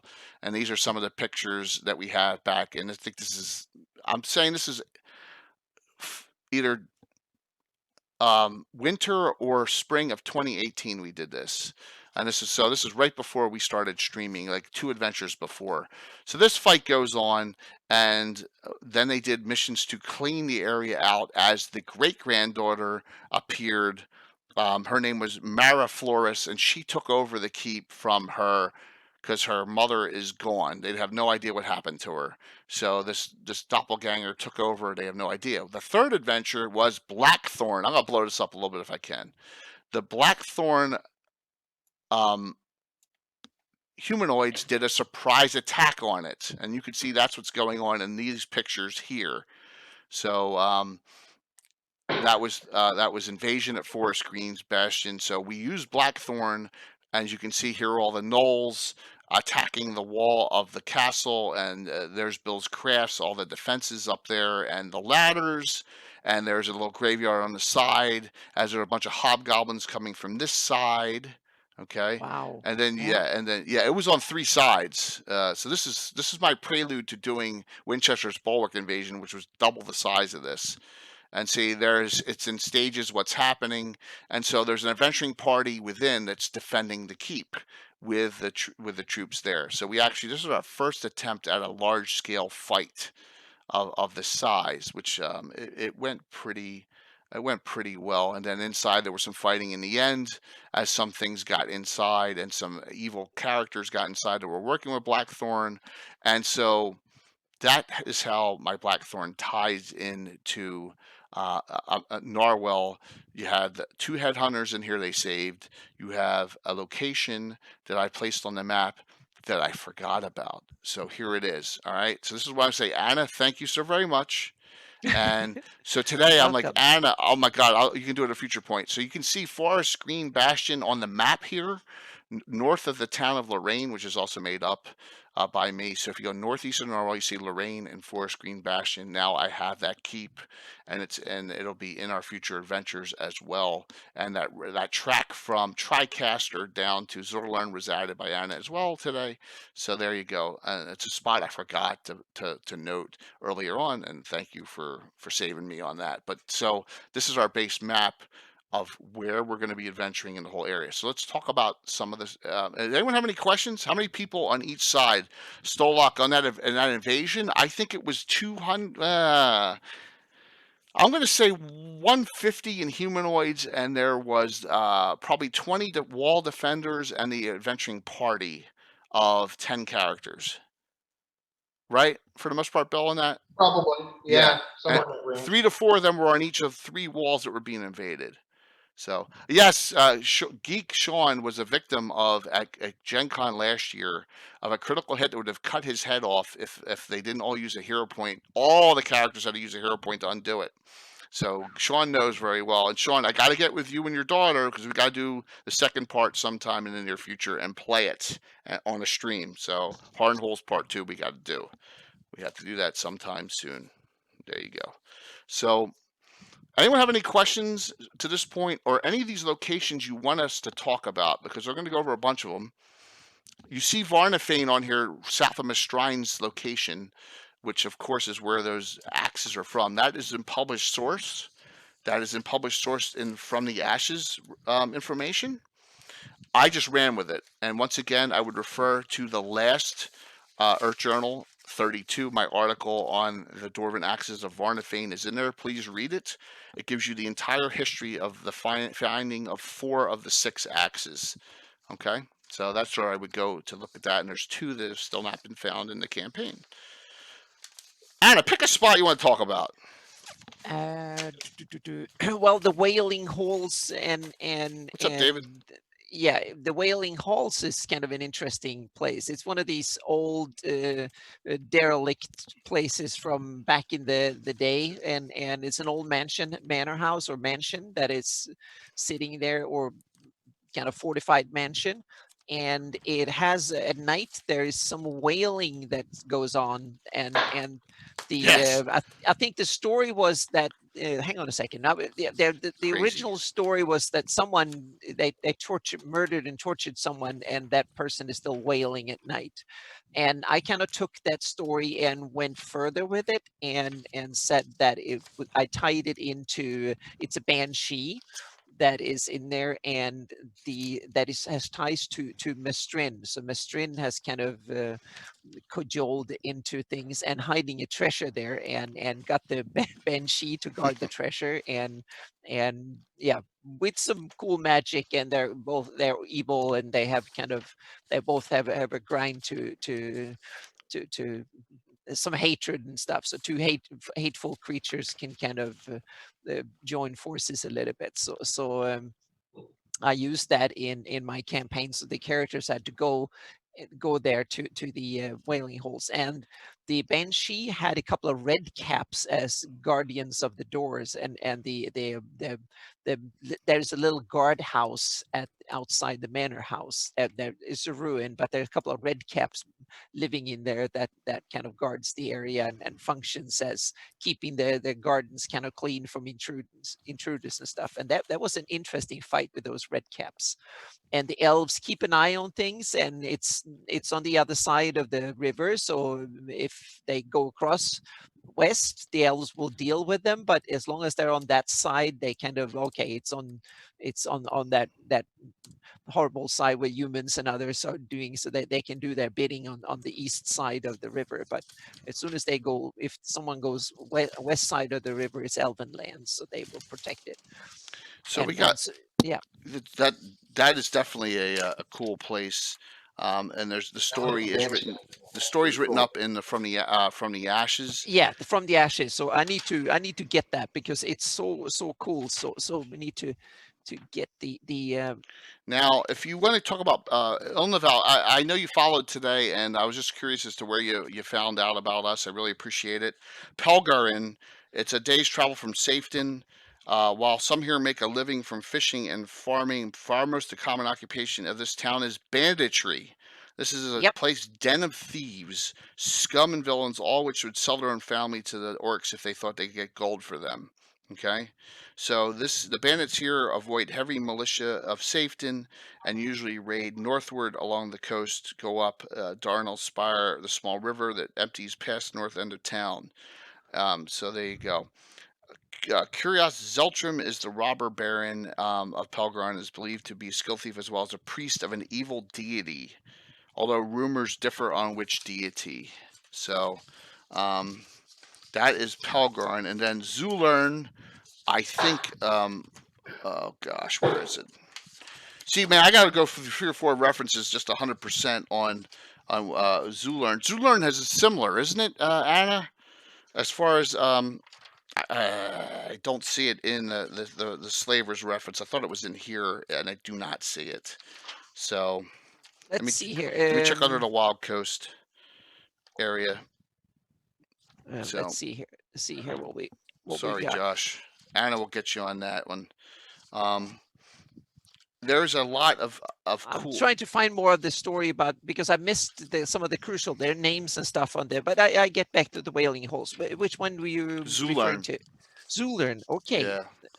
I'm looking through all the references here, and I don't. It's like which one is it in? I wanted to get you more specific details on Zulern.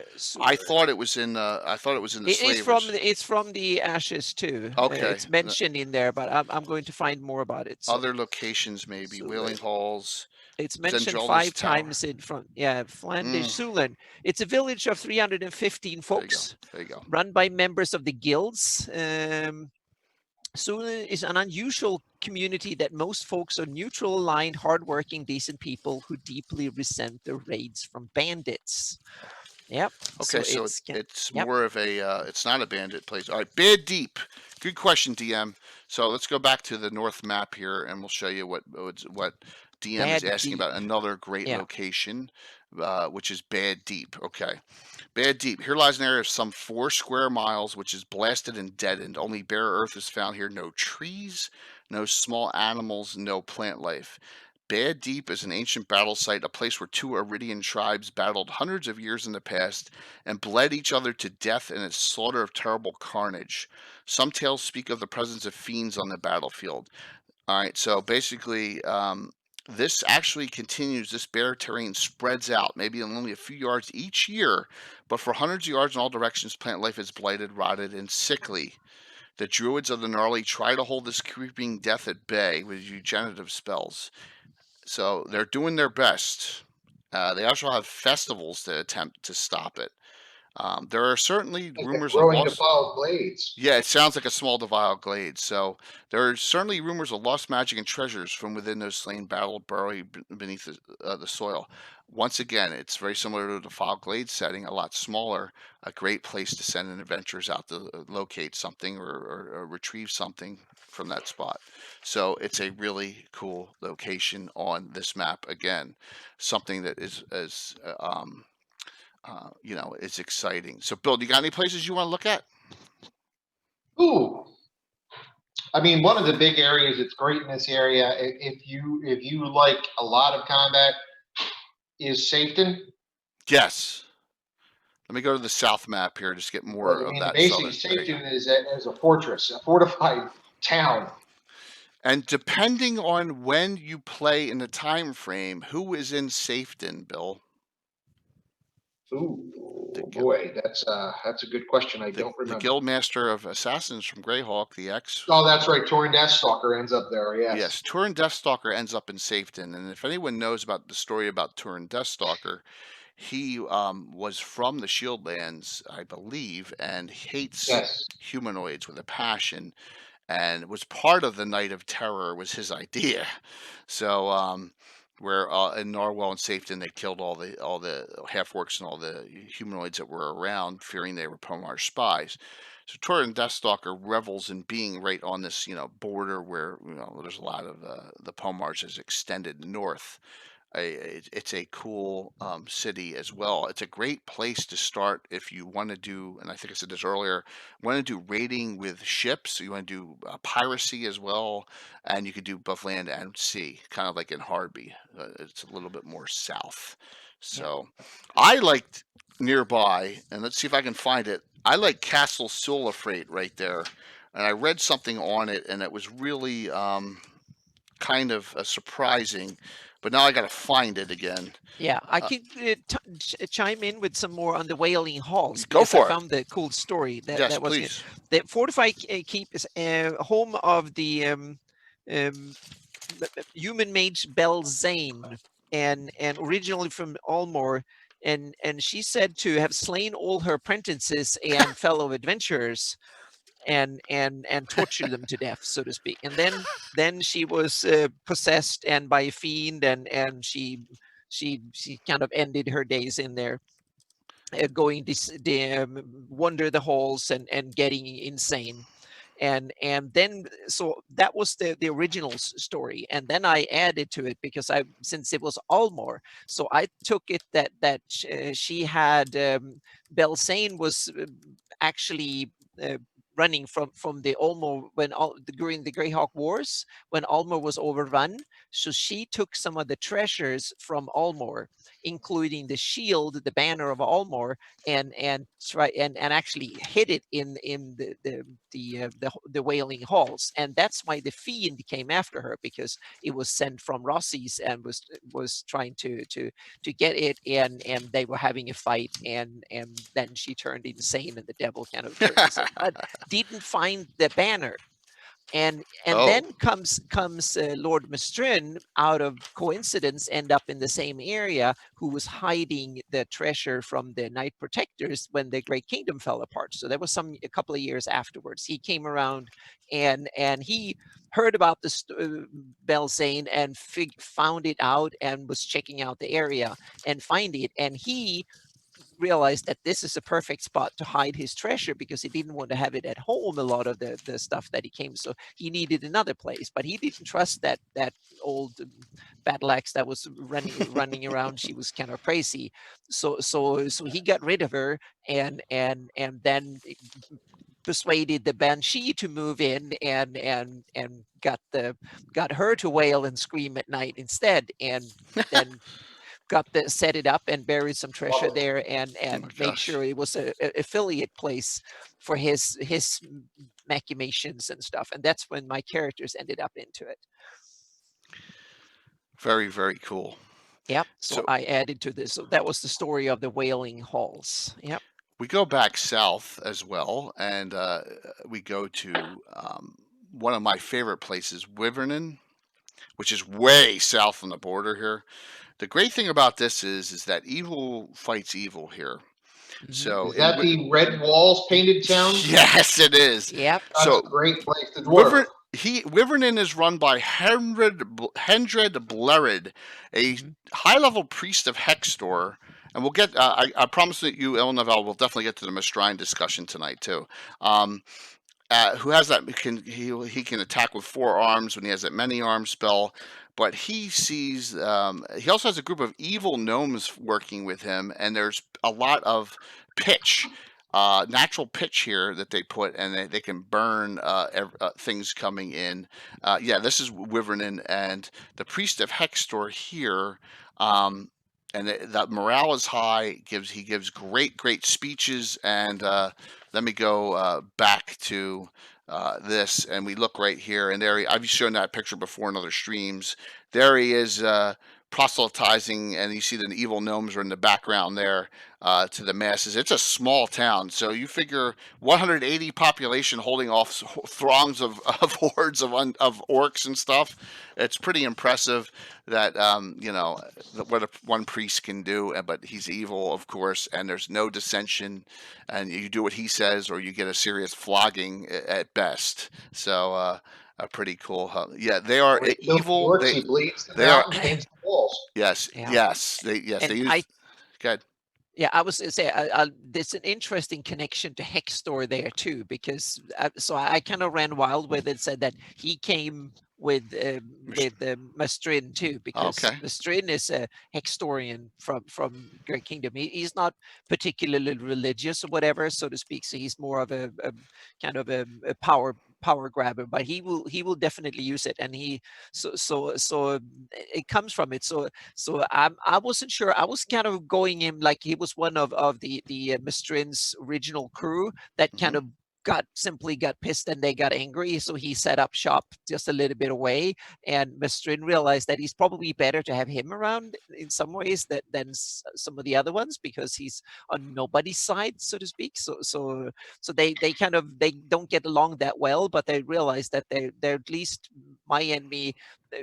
they have common enemies, so to speak. So they're on barely on speaking terms. But so it's kind of interesting. So that's why another Hextorian popped up on the northern wild coast, just like that. There are, and now you can all see why I love this area for a campaign. There's so much. There's Oh yeah. we haven't even Oh, touched on, like, in the gnarly forest. So if we go north in the gnarly, we haven't even touched on this. The entire gnarly forest has a group called the Gnarly Forest Rangers, which you haven't even gotten into. Also, they have swan maze, and you can actually become, in my game, if you're a half elf or human female ranger of Alana, you can actually become a swan may and get the swan may ability. The swan maze of the gnarly are here. The arch druid up there near Beltander is up in the northern gnarly as well. Hey, and this is where the gnarly men came from. This is where the Yeah. gnarly men came from, right? In Greyhawk City, absolutely. Yeah, So it's a great mini setting in itself, because it has so many things and you don't need to go far at all. You can that's why I think it started. This is the original adventuring area for a lot of the Greyhawk campaigns. So that's why it that's has a lot true. of the That's probably this in the Cairn Hills. You're absolutely correct. All right, let's do this this biggie one here that everyone's been talking about. So Mastrine, I know we have different theories on him. Oh yeah. It's one of these kind of enigmas a little bit that it's like a enigma where you can paint, you can add what you feel like it's good for your campaign. Absolutely. So I'm going to read this real quick, and then Anna will go over her thoughts, and then I'll do Go some of mine. first. Yeah. All right. So Castle Mastrine. So if we go to the main map here, we'll do it one more time here, and then I'll pop back. You can see it is really close. His lands are really close to Narwell. I mean, they're with almost 50 miles. That is close. All right, and Varnafein's actually south of that, and then the Dragon's Lair is southwest of it. So you're looking at within a day by horseback. This formidable four-towered stone castle is home to Lord Mastrine, a 15th level neutral evil fighter who has 50 men-at-arms and an unknown number of spellcasters within his walls. Mastrine gives allegiance to no one, and patrolling militias do not approach this gloomy place, even though they do spy within his lands. Bladestorm's known for spying on this place a lot and getting caught a couple times, but escaping. So, and that's how, by the way, how Varnafein was refound. So, Mastrine, however, is known to have a powerful hatred of humanoids, and he and his men, all clad in black plate mail. So you know the symbol of Mastrine. This is Brian Blumklotz's Strimble right there near my head. Okay, whoops, there it is. That's Mastrine's symbol. Okay. All have been making forays into the buffer zone to attack them. So he's pretty nasty. Anna, what do you think? Yeah, I just love these kind of a little bit enigmas. So what I did was that I added a backstory and kind of integrated him even more than the original just cool enigma. So in my campaign this is a kind of I'm spilling some story here that my players normally I haven't told any other players, but it's been around on the show before. So what I did was that when the Great Kingdom fell apart, the Knight Protectors were some of the ones that kind of fell apart with it, and they had a lot of treasure and artifacts and other stuff that needed to be protected from whoever took over. So the Nail X house that ran it and stuff, they had some of the highest order members. That was the one of the higher order members that were, I would say, responsible to keep treasures and stuff was Mustrin. So he took his most loyal knights and a few others and simply departed west to find a place to set up shop and to hide his treasure and stuff, and then to play a part and see if he can get the Nail X and the Ivids and the descendants of Ivids to come back, and the Knight Protectors to get them to rise again. But they never knew he didn't know if that was going to happen or not. So he needed a place to hide. And the Wild Coast is kind of not too far from civilization. So he basically set up shop near the Jewel River and just outside of the Greyhawk jurisdiction. That was like this borderland between the Pomage and the hordes of humanoids, the Pomage and the Greyhawk, and so he started building a keep, and then it became a castle, and in my in the 576 map, I put in a town, meaning there's couple of hundred people around him, because he needed a blacksmith and he needs some other people and carpenters and all sorts of people and to help him. So, and then in my campaign, it's become a fortified town because he's very wealthy and well organized. So I changed his alignment to lawful evil. Okay. And so he's kind of, always saw him as well organized and well put together. And he's using a combination of bribing and killing,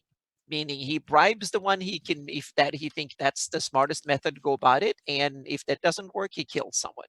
And so he knows when to use, and he's also lawful, meaning if you bribe him, he will actually kind of hold his word, so to speak. So unless you don't go back on him, he will not go back on you. And he's also bribing Rothgor. Then we haven't got to him yet, but the green dragon that lives south of it, he's bribed him too. And he's bribed the Varnifane humanoids, and the ones that still come and raid, he just chops off their heads or put them on spikes outside. So he kind of used the carrot and stick method on the surroundings, and it seems to work because he's still there.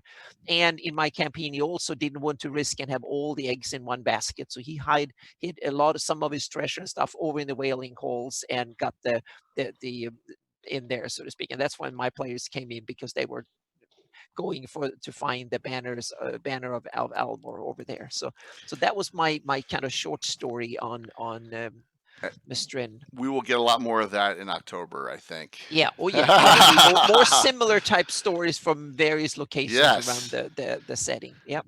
So Bill, what made you give yourself a glutton for punishment on your character actually dealing with Mistrin, whose father did? Why not? Exactly. Good point, man. No, honestly, it allows you to come up with ideas for adventuring for us. It can bring in interesting conflicts within the group, the adventuring group, because they're like, "Oh, this guy's bringing in trouble. Why do we want him here?" They don't know the backstory yet. He's not going to eagerly want to let that out. Yeah. So it adds a lot of flavor to characters. It allows some adventuring ideas, and it makes things interesting. Very, very true, man. That's a great point, and that is the point. Maybe sometime you want to start out with a really cool backstory, and the backstory really can, if the DM is evil enough, can really turn it into a really great, even worse story, which I've done in the past before. So that's a possibility. Who knows? He might get captured at some point. I may not be able to use the character for an extended period of time. That's a possibility. That's a possibility. There's a lot of things. It allows for flavor. Yep, and I really appreciate that. So, Mistrin, I have him as. I haven't gone into the depth on his background anywhere near what Anna has, and that's credit to Anna on her background. Absolutely fantastic. But for me, I use him a little bit differently, and that is I have him with a whole bunch of daughters who are wreaking who are wreaking havoc. Particularly, they've killed one, but they don't know if she's back now because she's the anti-paladin that Falara's Shining Spears got slaughtered from. You don't know if it's another daughter or not, but the Iron Brigade dealt with this character years ago, and they're not sure if it's the same one or not. So I say daughters because I don't want to let them know if there's more than one or if there's just one. So that's why I'm saying daughters on that Mistrin. Sounds like a great. I think I'll add some of that to that he will have kids, because he's been around now for a few decades. Absolutely. So that in my campaign, so that makes perfect sense. There will probably in my campaign there will probably be young teenagers or something like that, 10, 12. But then on the other hand, there might already been 10 years, so they might be 20, 25 years or something like that. Yeah, so, and makes this, perfect sense. It's easy to level up in this area. Yeah. Oh yeah, definitely. So, all righty. Do we have any questions? Most evil feudal lords are going to have bastards. Exactly. Yes. Yeah. It's why would it be different, in fantasy than it would be in, medieval period? So yeah. I can do what I want to do, so I'm going to do it. Exactly. Yep. Great, And great well, point. I mentioned Rothgor, and I think we Mhm. need to mention him Sure. because he's kind of he's There one you of these places. The name is mine. I came up with the name, but the green dragon living in that area is actually the part of published lore because it was the Artifact of Evil, the second Greyhawk book written by Gary Gygax. It's actually on the cover even. When Gord flies past with the Daedry or whatever her name was, the knight from Hardby, Right. they fly in one of these special chariots of fire or something like that. They have a flying chariot, and there is a green dragon that comes out of the Welkwood and tries to attack them. And I named that dragon Rothgor and put his lair there because that's roughly the spot where I think they got attacked and he tried to attack them. So the dragon itself is not named, just like an old green dragon. But the great thing is Anna's taking something that's in a novel and developed it for all you guys and gals out there to utilize. Think about that. So you have something now that you can take where there's actually the other one. There's another dragon up to. Yeah, that was a living Greyhawk invention, I think. That So and I removed him in my campaign. I didn't like the name, and okay, there was too much dragon competition, so I simply had him killed, okay, not by the characters, but removed, so to speak. But also that Rothgor is Mestrin is one of Rothgor's kind of he pays off Rothgor because that way he gets protection from him. So he gives him treasure and kind of tend to him. So it's his big garden pet, so to speak, big dangerous garden pet.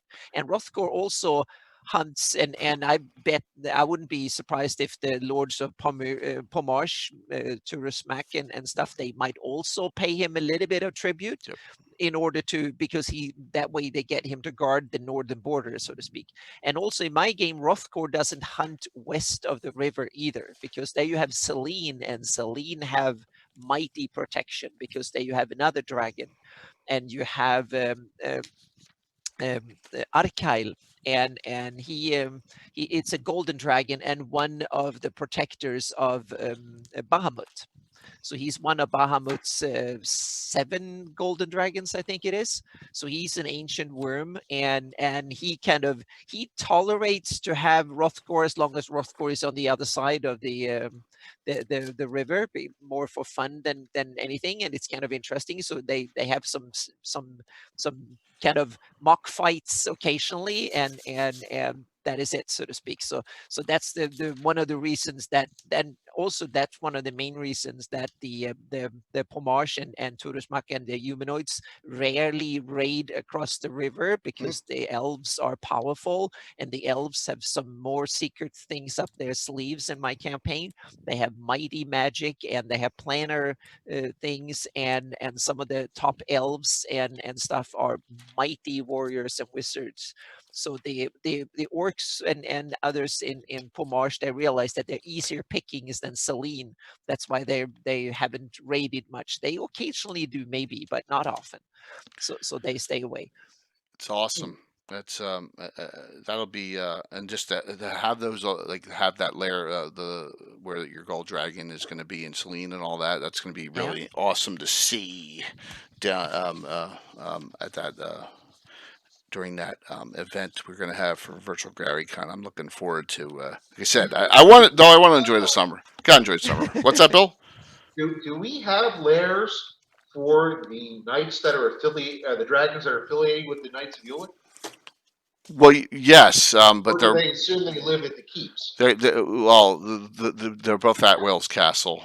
They're both at Wales Castle, and remember, it's on a cliff, kind of overlooking the delta, and there's caves beneath. Never really detailed them out, but that was because they're bronze dragons. They're bronzes. So bronzes can shape change into animals, correct? Not into humans. I think so. Yeah. Yeah, absolutely. Good question. All right, so let's see if we got a couple more here we can go over of this rich area before. Let me check north here, and we got Chorus Staith is another cool area. Camp Adelorn as well. So you have some, and if you go into From the Ashes, you have a Tales. Oh shoot, I'm on the wrong page. Yeah, I was just going to say, Camp Adalorn is one of these series of camps and forts and keeps that the Greyhawk City of Greyhawk have on all around their borders. Yeah. They are over in the on the eastern side and the northern side, and especially around the Mist March and stuff. You have Wavenair, Blackwall, Swamp Keep, Marsh Keep, and so on. So there's a whole Fort Gelner and so on and so forth. So there's like they kind of built all this, and Camp Adalorn is the southwestern outpost of Greyhawk, so to speak. There is a Tales and Whispers page, which is good. So you want to look at this, and From the Ashes, it's page 49, and it gives you some ideas. I've used a bunch of these already, so like I said, you won't hurt my feelings by using them, because I've used them a lot. Especially like eight elves have died in Shelton, and it's rumored they are poisoned by rare elf bane introduced into their food. I did an adventure on that. I actually did one. It was called like Elven Murders in Shelton or something like that. So I've actually taken a lot of the information that's within, like here is Shelton. Within Celine, Shelton is a mixed community of 120 human farmers, trappers, 60 gnomish miners, 40 wood elves with a handful of high elves. That's pretty bizarre, right? That's a crazy mix of races in one place. So, Yeah. where is it on the map? Is it north or is it south? Whoops. Where is the Shelton again? It's in the Welkwood, correct? No, it's. Let me go back. Hang on a second. Yeah. So it's just. Oh, it says just within Celine, so it's on the border. Oh yeah. It's in the. Yeah, It's exactly. in the Welkwood. It's Coruscate and Coruscate, then yeah, it's up yeah, there. and it's between Soban Widge and Coruscate. Okay, cool. So it's So it's on the way from Narwell to Divers. And Coruscate has 165 woodsmen. It's ruled by a 13th level Ranger Knight of the Gnarly, whose brother owns the Gilded Acorn Inn with good accommodations. So Coruscate is a meeting place for Rangers in the Gnarly. So once again, you have Rangers, you have bandits. There's Coruscate north of Camp Adalorn. You have all this stuff all over the place. We didn't even talk about Oakvein. Which is like the Holy Oak area, if I recall correctly. Yeah, I'm looking it up. So yeah. So I'm looking at yeah. So there's so much room here too. If you look in the blow up, Oakvein is that's in the Greyhawk. That's in the City Greyhawk box set. It's not in From the Ashes. I recall Oakvein being really old discussion, and it's in the I believe it's in the original gnarly discussion. Maybe not. Who knows? So, Bill, do you got any other things you want to discuss? I know we've gone over a lot today. So a lot of great locations. There's a lot of stuff on the map that I honestly don't know anything about, like Ivite. Yes. Yeah, which is good. I mean, there's a lot of fun stuff nearby that you will find out one way or another. Let me see. And then you got the Cockatrice Riders, which you really can't see on the map, but they're just to the south of there. Yes, and they are not good. They're not good aligned. So the Cockatrice Riders, there you go, and Pasquarel, they're bandits. And there you go. You see that as well. So you have locations all over the place. Eyebite, I believe, is a tower run by a diviner wizard. I think I'll have to double check that. So. Plenty of also a spell, isn't it? What's that? Isn't it also a spell, Ivite? Yes, it is, absolutely. So we covered as much as we could in these 2 hours. Tim could never get on, obviously, no big deal. But wow, it's a lot of data, and I just wanted to give you guys a feel for how much I try to get prepared, and how long we've been setting up this Narwell campaign. For players, and I like to have references that connect to 2 things: published sources and my campaign from other sources, right? So I love tying in Bladestorm from published sources and Trevin and Brolin and the Iron Brigade from my source from all other adventures. I think that gives just get something. Don't take this wrong, Josh. If you're on arrogant, kind of gives myself legitimacy for what I'm attempting to do here, melding it all into one big Greyhawk campaign, right? With my own. Well, our world our campaign is a living, growing, Yes. expanding campaign. So Mhm. anytime you have a circle of influence, you're going to touch other people, other characters of Yeah. all levels and ages and professions. So it makes sense. Yeah, and every time you have an adventure, there is something happening. You ruin something, or something is being built, or someone is killed, or something. So an artifact is being found or lost, or something. So yeah. And that's what is fun about it, is that we're going to start off low level, and we're going to start off, walking with little minor things, and then we're going to run an adventure that's old, that really doesn't belong here, but I moved it because we never ran it before, and this is probably the last opportunity, maybe before I'm an old man, that I get to run this adventure, and we're going to run it and stream it and place it and see how that goes, and just have fun with that, and then we'll move on, go up higher levels, and we'll see where it goes from there. But we'll be bouncing around to other groups like we always do, and coming back and forth here. But we'll get these characters up to like third, sometimes some the second, some the third, before we do something else with some other ones. We'll be here a little bit, and for all that you might wish to know, Jim Hall. Oh, geez. I saw a connection to that. Oh, that stinks. So, thanks, Will. Did not know that. I kind of Yeah, me saw it. either. Yeah. Really sorry to hear that. I really appreciate you letting us know on that. So, 9:25 our time. Bill, what's going on in your world? Painting. What do you got? What are you painting? Stone giants.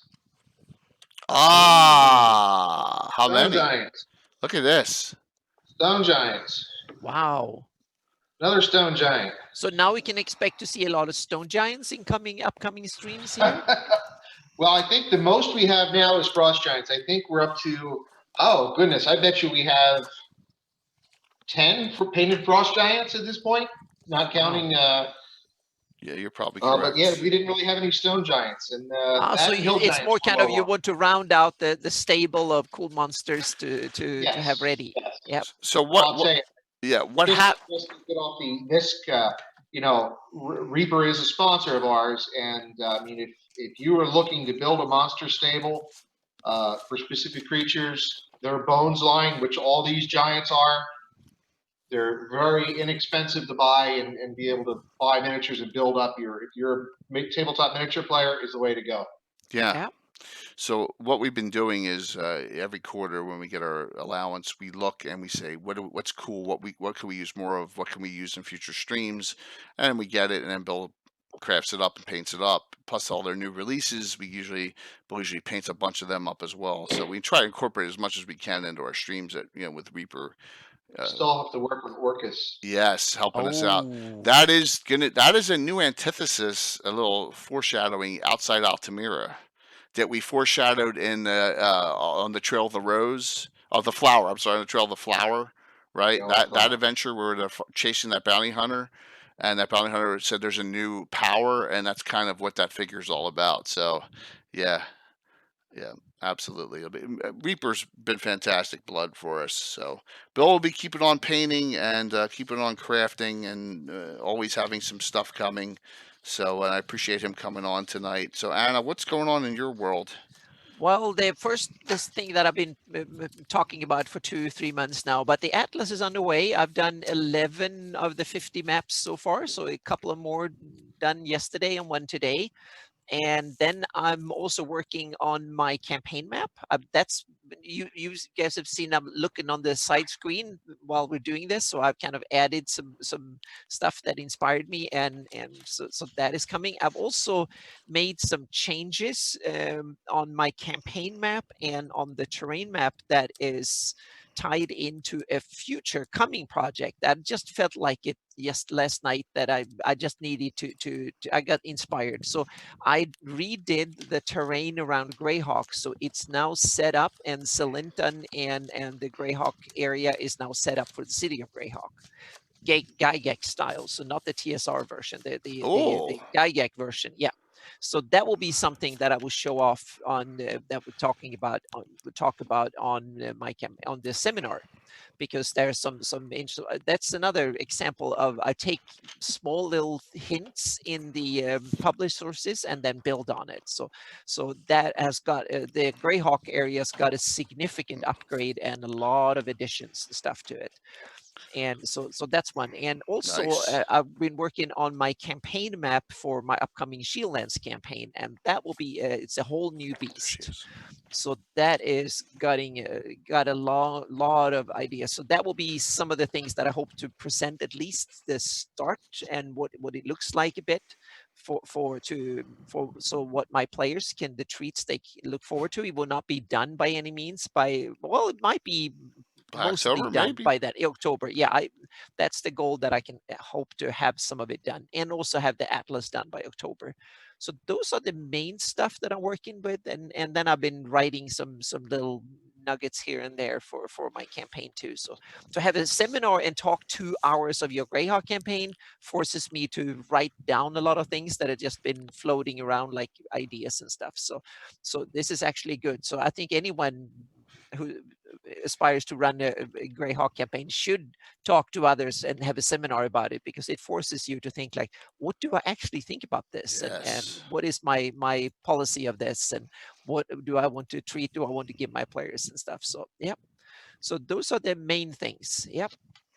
And it's just like tonight with me trying to force me to think of what I want to talk about with Narwhal. You got Yeah. to do the same thing. Mhm. 2 hours for an entire campaign setting is tight. Yep. But man, we can show a lot of your map. I mean, it's going to be Yeah. really really And cool. actually, Cold Steel Penguin has a cool question. I'm going to just dodge out here for Sounds 1 good. second, and to get this sample, this product here, the Fate of Istus. So when I had done the city of Greyhawk and that area on my campaign map and painted in actually Greyhawk, I realized that I can use the texture for cities and use it in other places. And this is kind of a cool, I don't know if I like the adventures much in here, but it's a cool supplement because it has a bunch of city maps in it. So what I did was that I started adjusting the terrain around and making sure that the cities in here are depicted on my campaign map as a kind of a test run to see, because on my campaign map, each pixel is a 1/4 mile.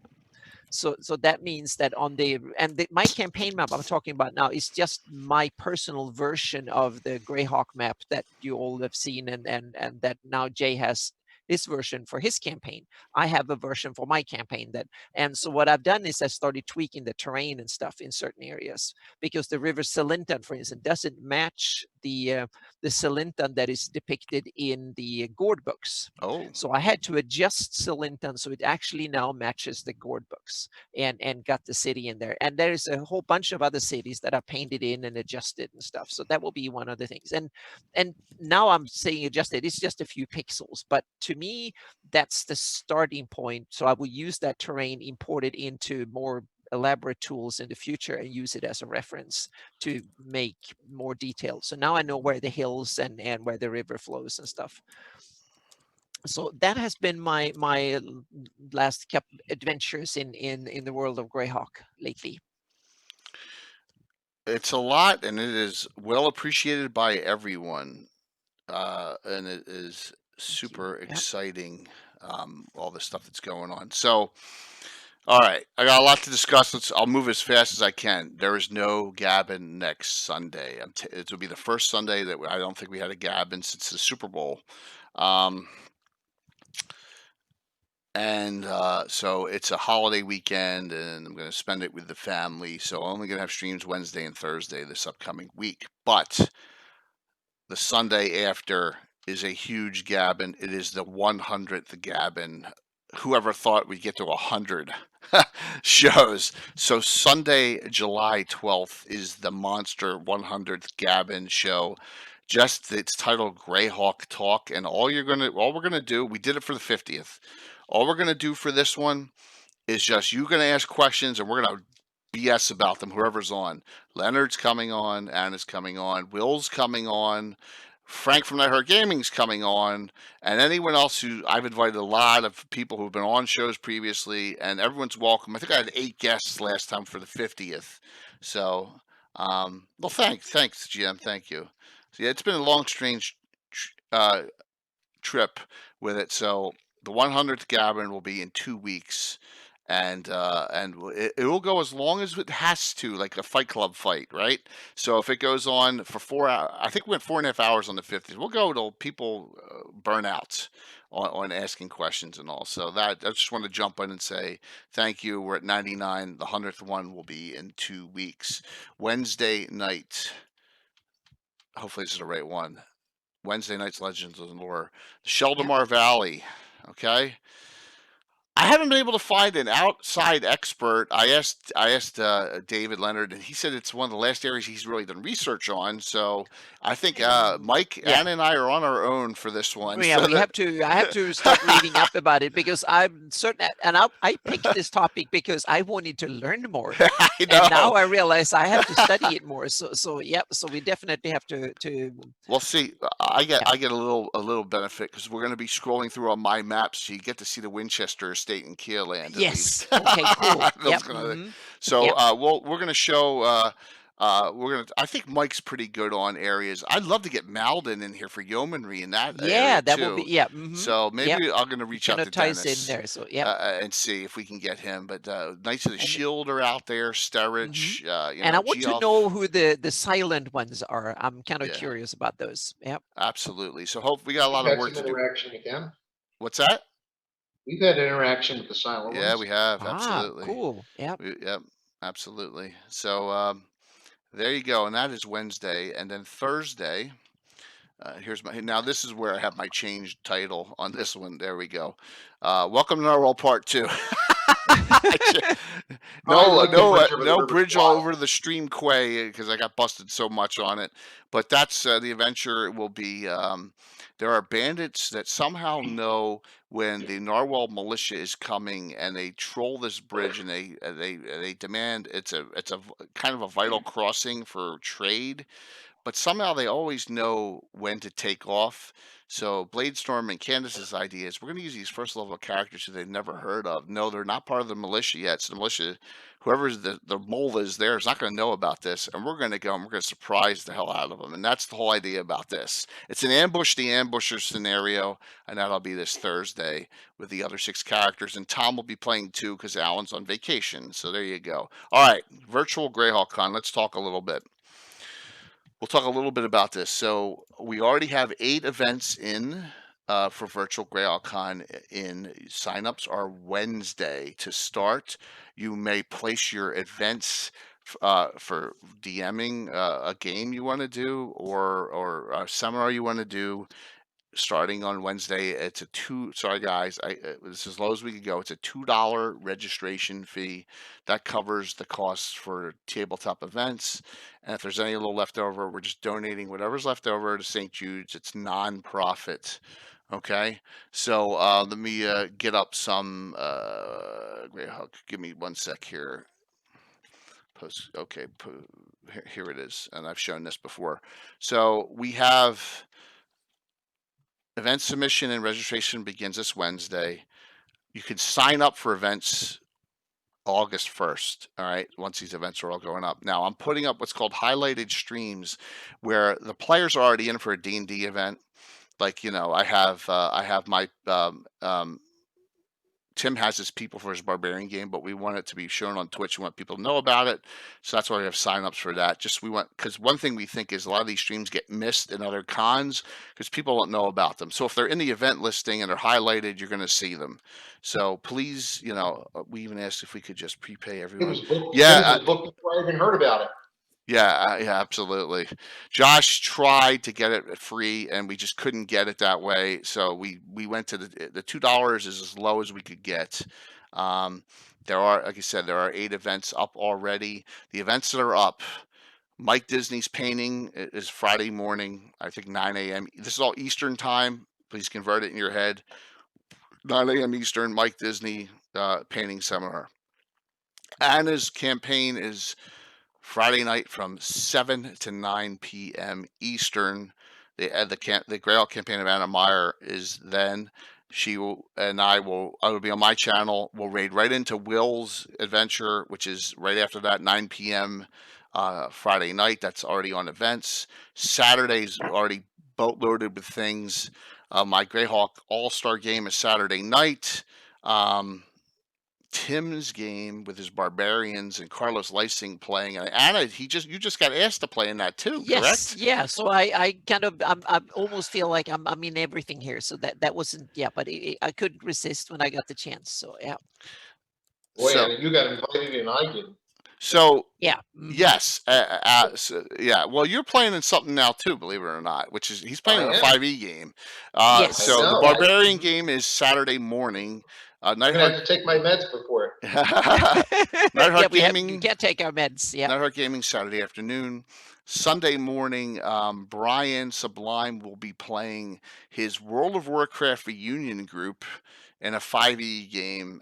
So all the people from our old guild in World of Warcraft will be playing together in a 5e Greyhawk game, which is going to have a flavor. It's going to be, I've been told, a mix between the Haunted Salt Marsh and the Dead Mines, if you've ever played World of Warcraft. So that'll be fun. Blue Box's game is Sunday afternoon, and we'll wrap up everything with a Gabbin that Sunday night, like I do for all conventions. Now, Wiley, here's the deal. Anyone who's streaming that, please, we'll try and link all the partners up, anyone who's an affiliate. If there's open time slots, then we'll consider you for a highlight. But please, if you want to DM a game and run it and put it on your stream, we will link you to a legitimate stream that's been up for a while. We're more than happy to do it. Absolutely. So It's got to be Greyhawk. It's got to be Greyhawk, guys. That's all I'm asking. So is Skagith? No, he's not going to run an all-month game. I don't know what Skagith's going to do yet. He thinks We'll he may see. run Yeah. Hamlet. He may run part of Hamlet. Oh, Yeah, cool. and I think he's going to run it in Pathfinder. I'm not sure, but so Skagith hasn't gotten with me yet. A couple of them have not, but I'm trying to get all the ones down that I know are doing stuff. Troller Games is going to have some stuff. Yeah, you're not running all Jester. Oh, Casey Brown is running a tournament. I forgot this. Casey Brown's running a tournament, and it'll probably be on Joe Selby's channel because Joe Selby just got affiliate a little while ago. He's going to run a renowned, scary, and deadly Living Greyhawk game. He doesn't want to say which one, with 3 different groups. And it's going to be, see which group does the best on it, and there'll be a prize for the winner. So there'll be 3 groups of however many. He's going to run it 3 times during this con.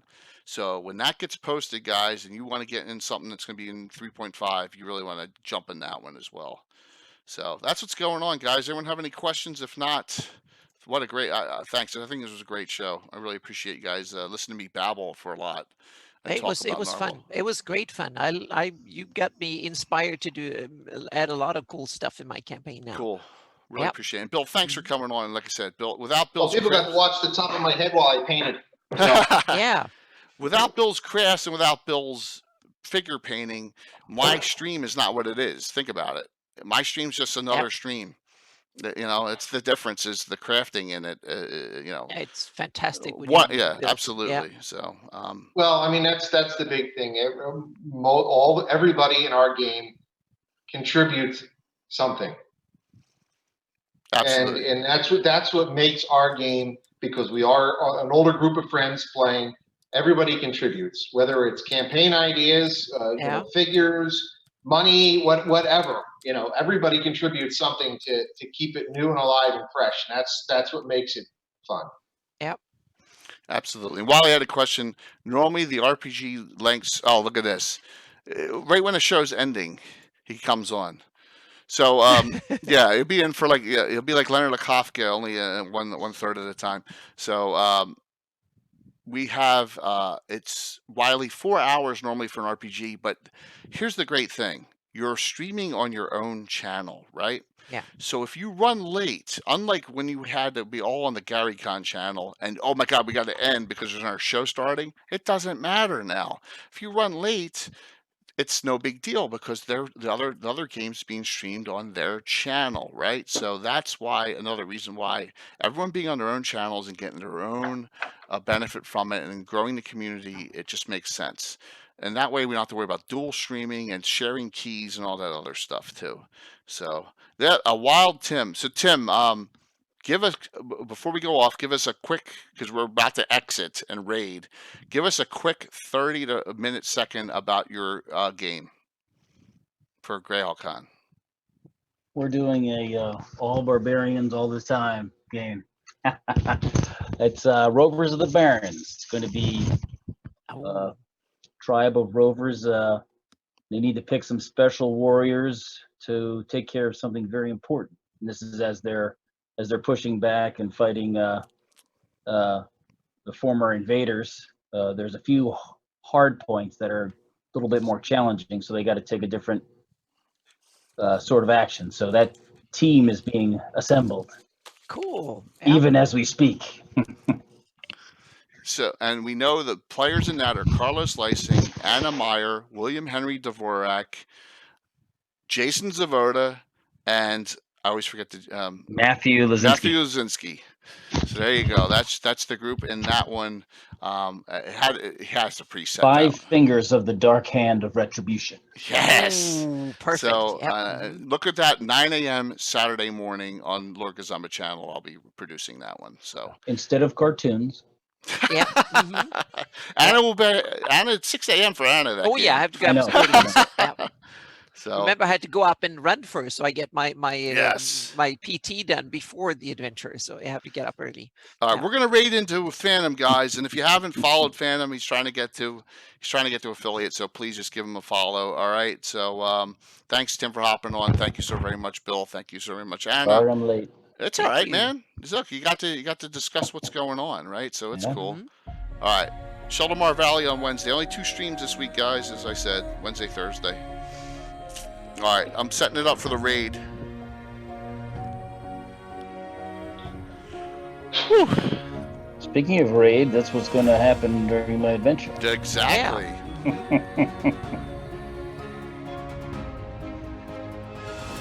But it won't be as friendly as this raid.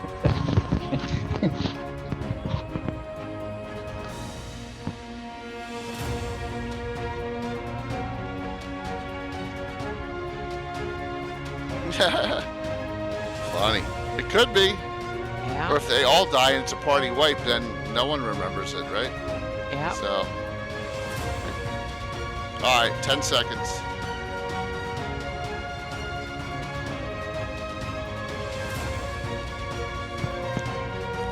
Yeah, Cold. I'm looking forward to Sheldamar. I do a lot in there, but you know, we'll hopefully Mike will do more of the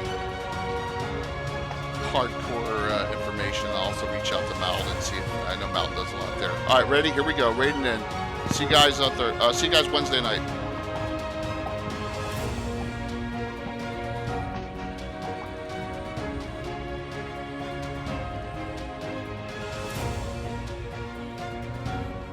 Did it work? I think so. Yep. Yeah. Raid times 30. It's not letting me go. It's not letting me go there. That's It what's says, weird. I'm looking at it though. It says raid times Yeah, 30 I on see this it. thing. Didn't Yeah, work. it Yeah. worked. Yep. It Okay. Yeah, worked. no, I see it. I'm watching it. Okay. Yep. There we go. He's just painting miniatures. Ah, That's yeah. it.